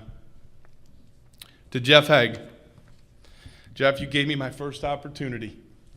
I am very thankful for that opportunity because softball has been such a big part of my life. You created an environment on the field where it was easy to succeed. Off the field, it seemed like from day one we were a family, which made it enjoyable and a pleasure to be around the team. I was always proud to be a part of our Haig teams, as you always treated me with respect and ran our team with class. You assembled a bunch of winners, and more importantly, quality people. You created countless memories for me, including one right here in Daytona, as mentioned earlier by yourself, where we won the USSSA Major as a AA team. And then pretty much spent the rest of the night hanging out on the beach, celebrating like little kids, giddy little kids, not quite realizing what we've accomplished. Bottom line, Jeff, you played a huge role in my career, and I will never forget what you've done for me. Thank you. Travis Rosmondo. Travis, what can I say? In the list of coaches and sponsors, I've truly saved the best for last. I'm supposed to keep this to 3 to 5 minutes. There's no shot, no way I could begin in that time frame to tell you what you've meant to me. Little did I know at the time when you joined forces with Jeff Haig in 1999 that it was the best thing that ever happened to me in my softball career. Since that day, Nobody has taken care of me like you have. You believed in me and were in my corner from day one, every step of the way. That is rare in the world of athletics, and that is why you are more special to me than you will ever know. Travis, has been an honor and a privilege to wear your last name across the front of my jersey, and that is why when they hang my picture in the Hall of Fame, upon my chest, you will see the familiar logo of the Rismondo Softball Club. Thank you, Travis. I love you. My teammates, past and present, I feel like everybody I ever played with should be standing up here with me. When athletes talk about what drives you, you get many different responses. At the top of my list would be two things. One, the will to win, and two, my teammates. And what I mean by that is I never, ever wanted to let any of you down. The high level of play we expect out of each other only drove me harder to succeed and made me a better player. Over the years, when people back home ask about our team, before I talk about ability, I tell them it's like having 12 brothers. It's true. You guys are like brothers to me, and the friendships we've created will last a lifetime. On the field over the years, I've been fortunate to play with the absolute very best. The great times we've had, the battles we've fought, the goals we've accomplished, the things we've achieved together has been truly amazing and a huge part of my life. I will never forget you guys. You have given me enough memories to last 2 lifetimes. My parents. My dad unfortunately passed away in 2003. In my early childhood, there wasn't a day, no matter what he had going on in his life, work, whatever it may be, that it wasn't shooting baskets, throwing a football, hitting me grounders, throwing me batting practice. I truly owe my athletic ability to him. To my mom, who couldn't be here tonight, is watching home on the live feed. Mom, you know how special you are to me, and I know I can never repay you for everything you've done for me over the years. I can only hope to make you that I've made you proud of me. I love you. With my playing career winding down, you start to look back over the years and what has taken place. Sometimes you wonder how you'd be perceived when it is all said and done. I know my teammates probably have a few ideas. 1, the pop-up slide. 2, one of all my many meltdowns. And 3, the infamous list. All kidding aside, my hopes would be to be remembered first and foremost as a great teammate, one who always put the team first, someone who played the game the right way, played hard, hustled, and respected the game. Somebody who played with heart, somebody who knew how to win and wanted to win as bad as anybody on the field. Again, in closing, to everybody I've been associated in the softball world over the last 17 years, thank you for being a part of my journey. It has been one hell of a ride, one I will never forget. Thank you.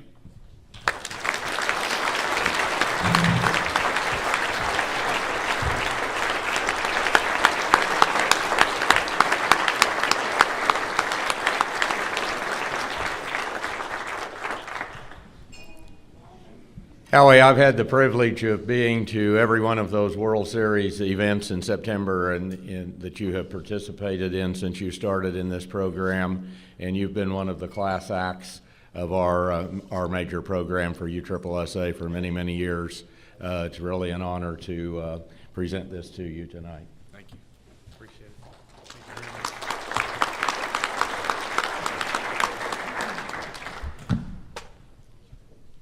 Well, while this career is winding down, Howie seems to be having a better year and year after. And I think it's getting, and it's not only from the offensive end of it, which everybody at this time with the product, with the game and the bats and the balls, is Howie's a tremendous athlete, like as a shortstop, as a defensive player. So Howie, well-deserving, and welcome to the Hall of Fame.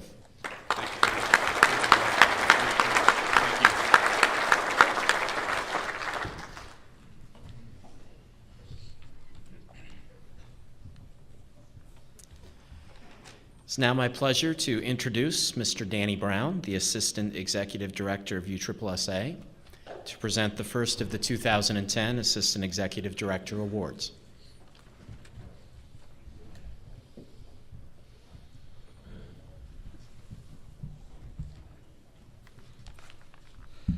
Thank you, Jeff. As this evening comes to a close, with these lights that are on back on that wall and this table, I don't know if the 15 of us have been in a steam bath or a lineup, police lineup. Is there anything like a police lineup? Anybody tell us here? Ask Coop.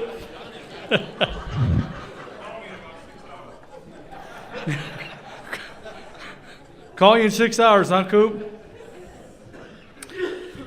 Now I have to move it up where the lights I can see him here.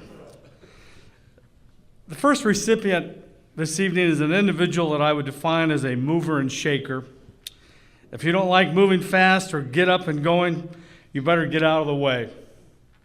As this individual is thinking and planning days, weeks, months, and years ahead, all while operating a program that has fast become one of the best known nationally.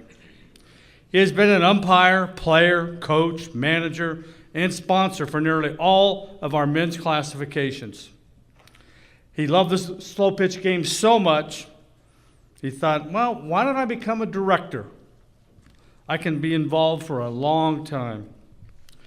Considering that he has not served the double-digit years that many of us have with the USSSA, he has set a standard that many should strive to achieve in a few short years as a state director. He has taken a program that was, to say the least, struggling to a vibrant, we got to play in this program, his locals are saying. Over 800 team increase in registrations in a few short years has yet to, and I'm sure never will, fall backwards with his team registrations.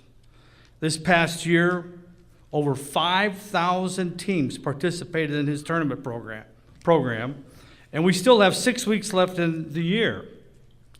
Another 700 teams could have participated if not for the rain.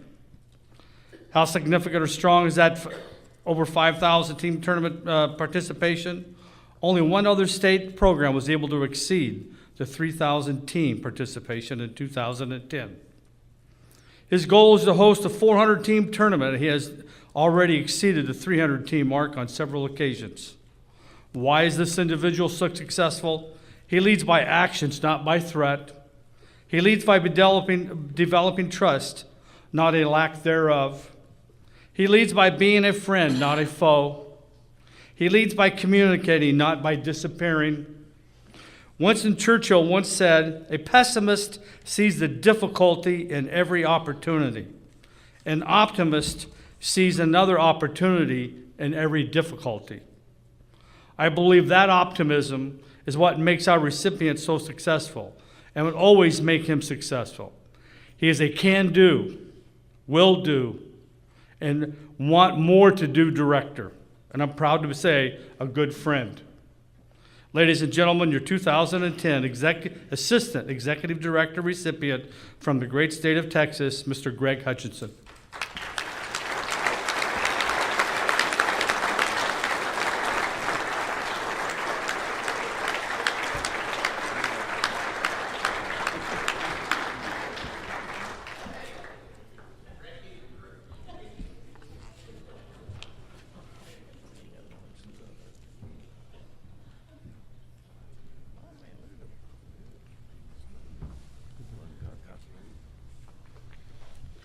Wow, what a surprise. All I can say is thank you to Don and Danny and Kevin for giving me the opportunity of being a part of this great association. I'm proud to be here. I want to thank all the ladies at the national office for the help they provide me every day. Thank all my friends back in Texas and the surrounding states that helped me out throughout the year, and I look forward to being a part of this organization for many years to come. Thanks.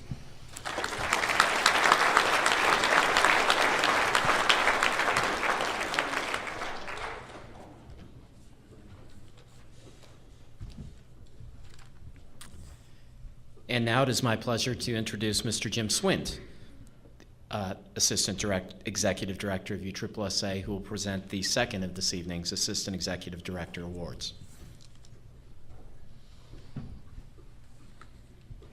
I concur with Danny on the lighting. Howie and I have been sitting over here talking about whether we put sunscreen on before we got in here tonight. This is a tougher award to pick a recipient. I'm looking at baseball, I'm looking at fast pitch, I'm looking at basketball, I'm looking at soccer to find a recipient, and there are so many of them out there. But I picked one. The recipient of the 2010 Assistant Executive Director Award has been involved in USSSA since 1999. During that time, this person has served as an umpire, an area director, a program chairman, a national committee member, an assistant state director, and a USSSA vice president. Over the years, this person has been 100% dedicated to USSSA and willing to help with any program. That includes basketball, baseball, flag football, slow pitch, probably in other areas that I'm not aware of. That has led to being a 2005 recipient of the Spark Plug of the Year Award and a 2009 Director of the Year. My own personal introduction to this recipient was at a convention some 10 years back in a hotel bar. Over the course of 1 hour, I could not figure out which one of us had had too much to drink, but I just kept nodding my head, yes, because I could not understand anything he said. It was the most god-awful accent you have ever heard. I'm not even sure it qualified as English. I think we were talking about flag football. 2 years ago, we faced a crisis when a plan was hatched to blindside us with director defections in the Texas baseball program. One person, more than anyone else, took personal exception to this and hit the ground running to meet with complexes, tournament directors, park and rec operators, players, teams. He traveled from North Texas to South Texas getting commitments and holding the USSSA program together. I'm proud to report that in North Texas we are now well ahead of anything we ever were before, and in South Texas we are at least back to even.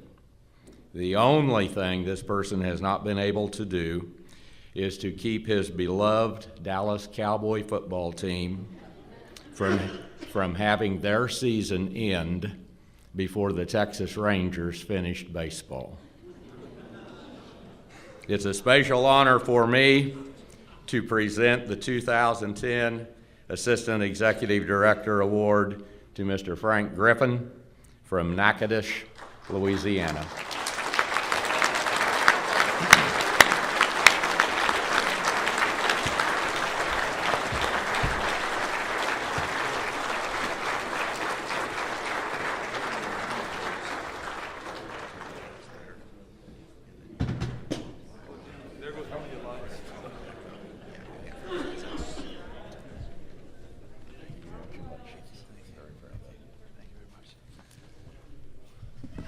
I don't know what he was talking about. I could understand myself just fine in that bar. I want to thank everyone in USSSA, Don, all the chances all the things y'all have done with the board to create the opportunities for us. It's just a special group of people. My family has been really great to let me do the things I do, and Joey, Robert, all our guys, and people involved in USSSA in Louisiana. Thank you for believing in me to let me become involved in this organization on the state level. And then once again, thank you to the board for letting me become involved on a national level. I really appreciate all the help everyone gives, all my fellow baseball directors. Thank y'all for all you do in all the other sports. Thank you for all your support and help. And it's just a really great honor. Thank you.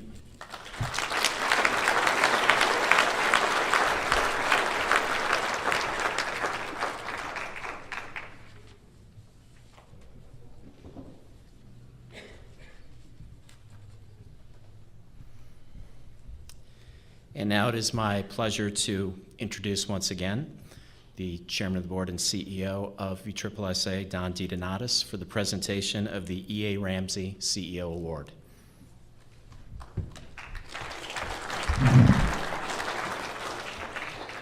This award shall be presented to any individual determined by the CEO that has provided an outstanding service above and beyond the call of duty to USSSA or national headquarters. The person must have assisted the CEO or national headquarters with a special project or helped develop new technologies and ideas that have a significant impact on the way USSSA does business, and one who exemplifies leadership and teamwork. This year we have two. You know the old saying, things happen for a reason, and I'm a firm believer of that. When USSSA first got involved in the National Professional Fast Pitch League, I received several emails and phone calls from people wanting to be a part of the USSSA pride. Now, most of those emails and calls I deleted or ignored, and others I held on to for specific reasons because we really did not know what was needed or required to make USSSA, to put USSSA pride on the field.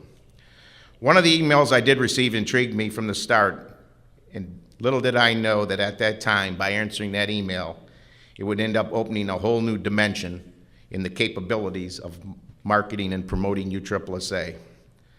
The person now lends his voice and expertise to USSSA Live. The past 2 years, it has grown to become an integral facet of our association. He has come to us via the University of Florida, Fox Sports, ESPN, the Sunshine Network, and the Bright House Network.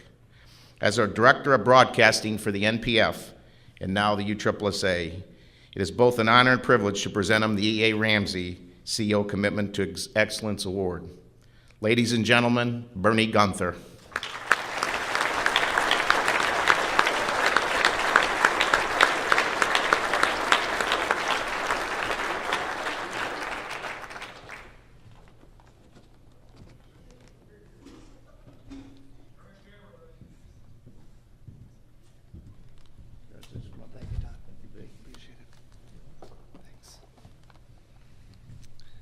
Well, of course, I'm humbled by this honor, and I'd like to thank Don, the entire board, and of course, this entire organization, USSSA.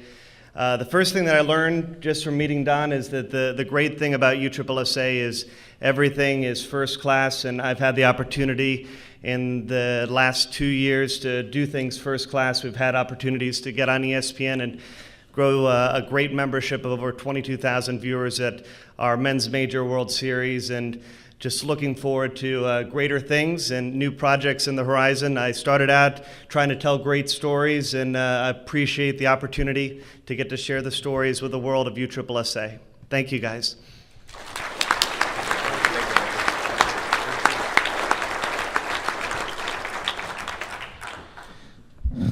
The next person has been with us 30 years plus, and like many of us, came through the ranks from a player, manager, to director, all the time working towards a distinguished career with USSSA. Served as a state director for 17 years, capturing the President's Award. Divisional vice president for 11 years. Member of the board of directors since 1999. Inducted into the National Hall of Fame in 2007. 6 years ago, we had a restructuring of the board of the directors. At that time, I had to fill a much-needed administration position, and in looking for the most qualified person with the skills and experience to handle those duties, only one person came to mind. I know at times change is a difficult thing. However, this gentleman accepted the challenge and performs that job with skill and integrity. His input has always been welcome in the board meetings, as he is the checks and balances and the level-headed one who brings the input, has always brought us back together into focus at the task on hand. Today, he is rewarded and has come full circle by being awarded this coveted E.A. Ramsey Commitment to Excellence Award. Ladies and gentlemen, it gives me great pleasure to introduce Mr. Mark Linneman.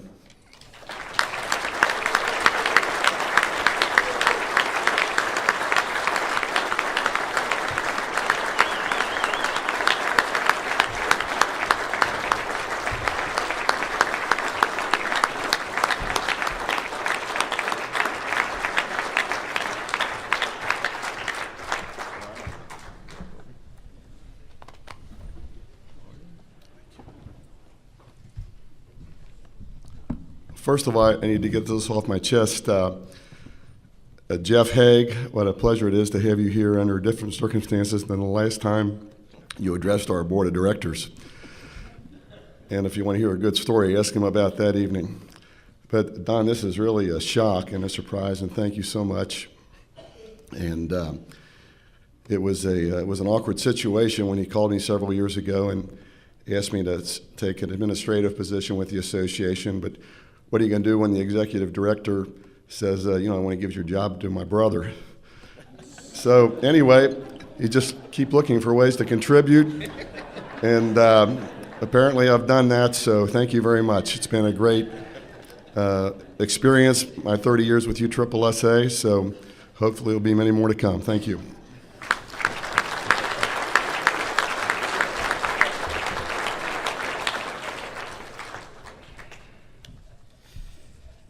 And now, as we near the end of tonight's Hall of Fame celebration, there's one thing that everyone eagerly looks forward to, and that is the announcement of the 2011 Hall of Fame inductees. And so now, to make that important announcement, it's my honor to once again introduce Don DeDonatis.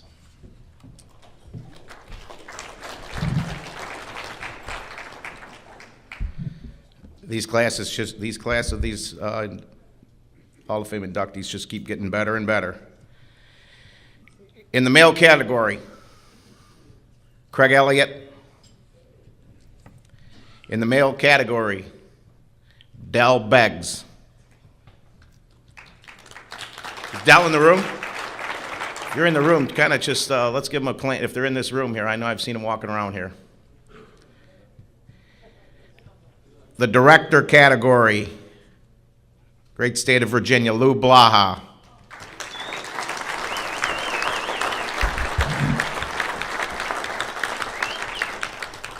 The female category, Lenny France.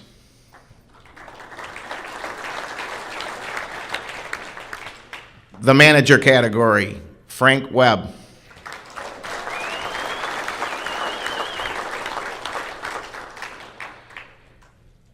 In the sponsor category, Don Cooper.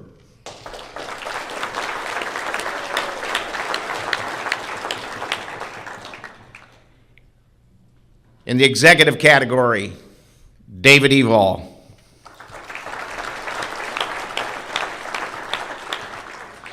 Manager category, Larry Cortuccio.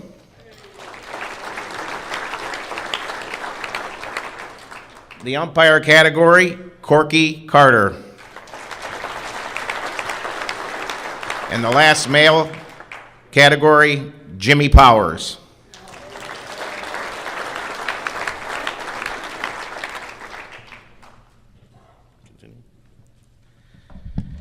Well, I hope everyone has had a good time, and each of you feel that this association is heading in the right direction. It has taken a lot of people to make this week come together. They have given their time and energy to make this convention a success. I'd like to take this time to acknowledge and thank the following people. Our Continental Breakfast, the Alabama Golf Sports Commission and Lubbock Sports Authority, Lexington County Recreation, our State Director's Breakfast with the Wimico County Tourism, our golf tournament with Kingport CVB, Play Tennessee, Memphis CVB, and ESPN the Magazine, Exhibitors Night and Food Booths, Panama City, CVB, and Lexington County Recreation, this Hall of Fame banquet with Worth and Louisiana Association of CVBs, Midwest Trophy, Gerald Robinson from Midwest Trophy, and then all of our partners are Worth, from Worth to the Dudley, which is the official ball, to the Mizuno, the official shoe. Some of our other partners with ESPN was here, Wild World Sports, Wilson DeMarini, Louisville Slugger, TPS, official sponsor of the women's program in combat. We'd like to thank you, Coop, there. Our national office staff, I mean, what are we going to say about that? We got Stacy, Tom, TR, Andy, Matt, Robert, Bernie, Palab, Wendy, and Lori, that's done 12 hours a day probably for the last 2 weeks. And let's give them, and then especially I got to give you one other in here. Let's give them a hand.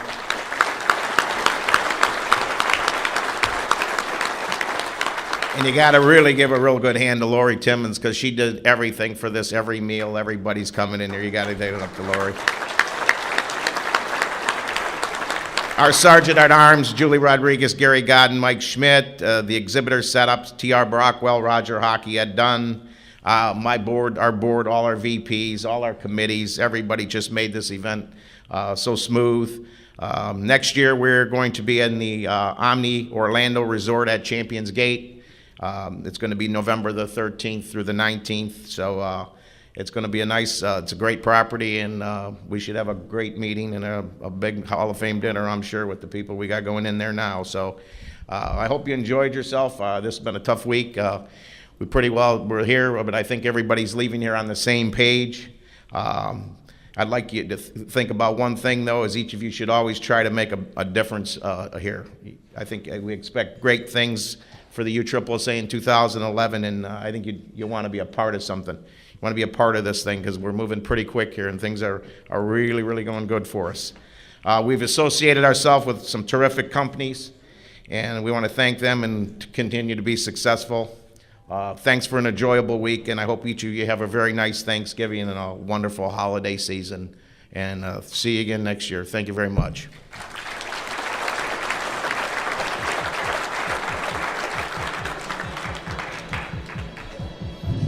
Thank you. If I could just ask all of the inductees to meet over beneath the TV screen for pictures.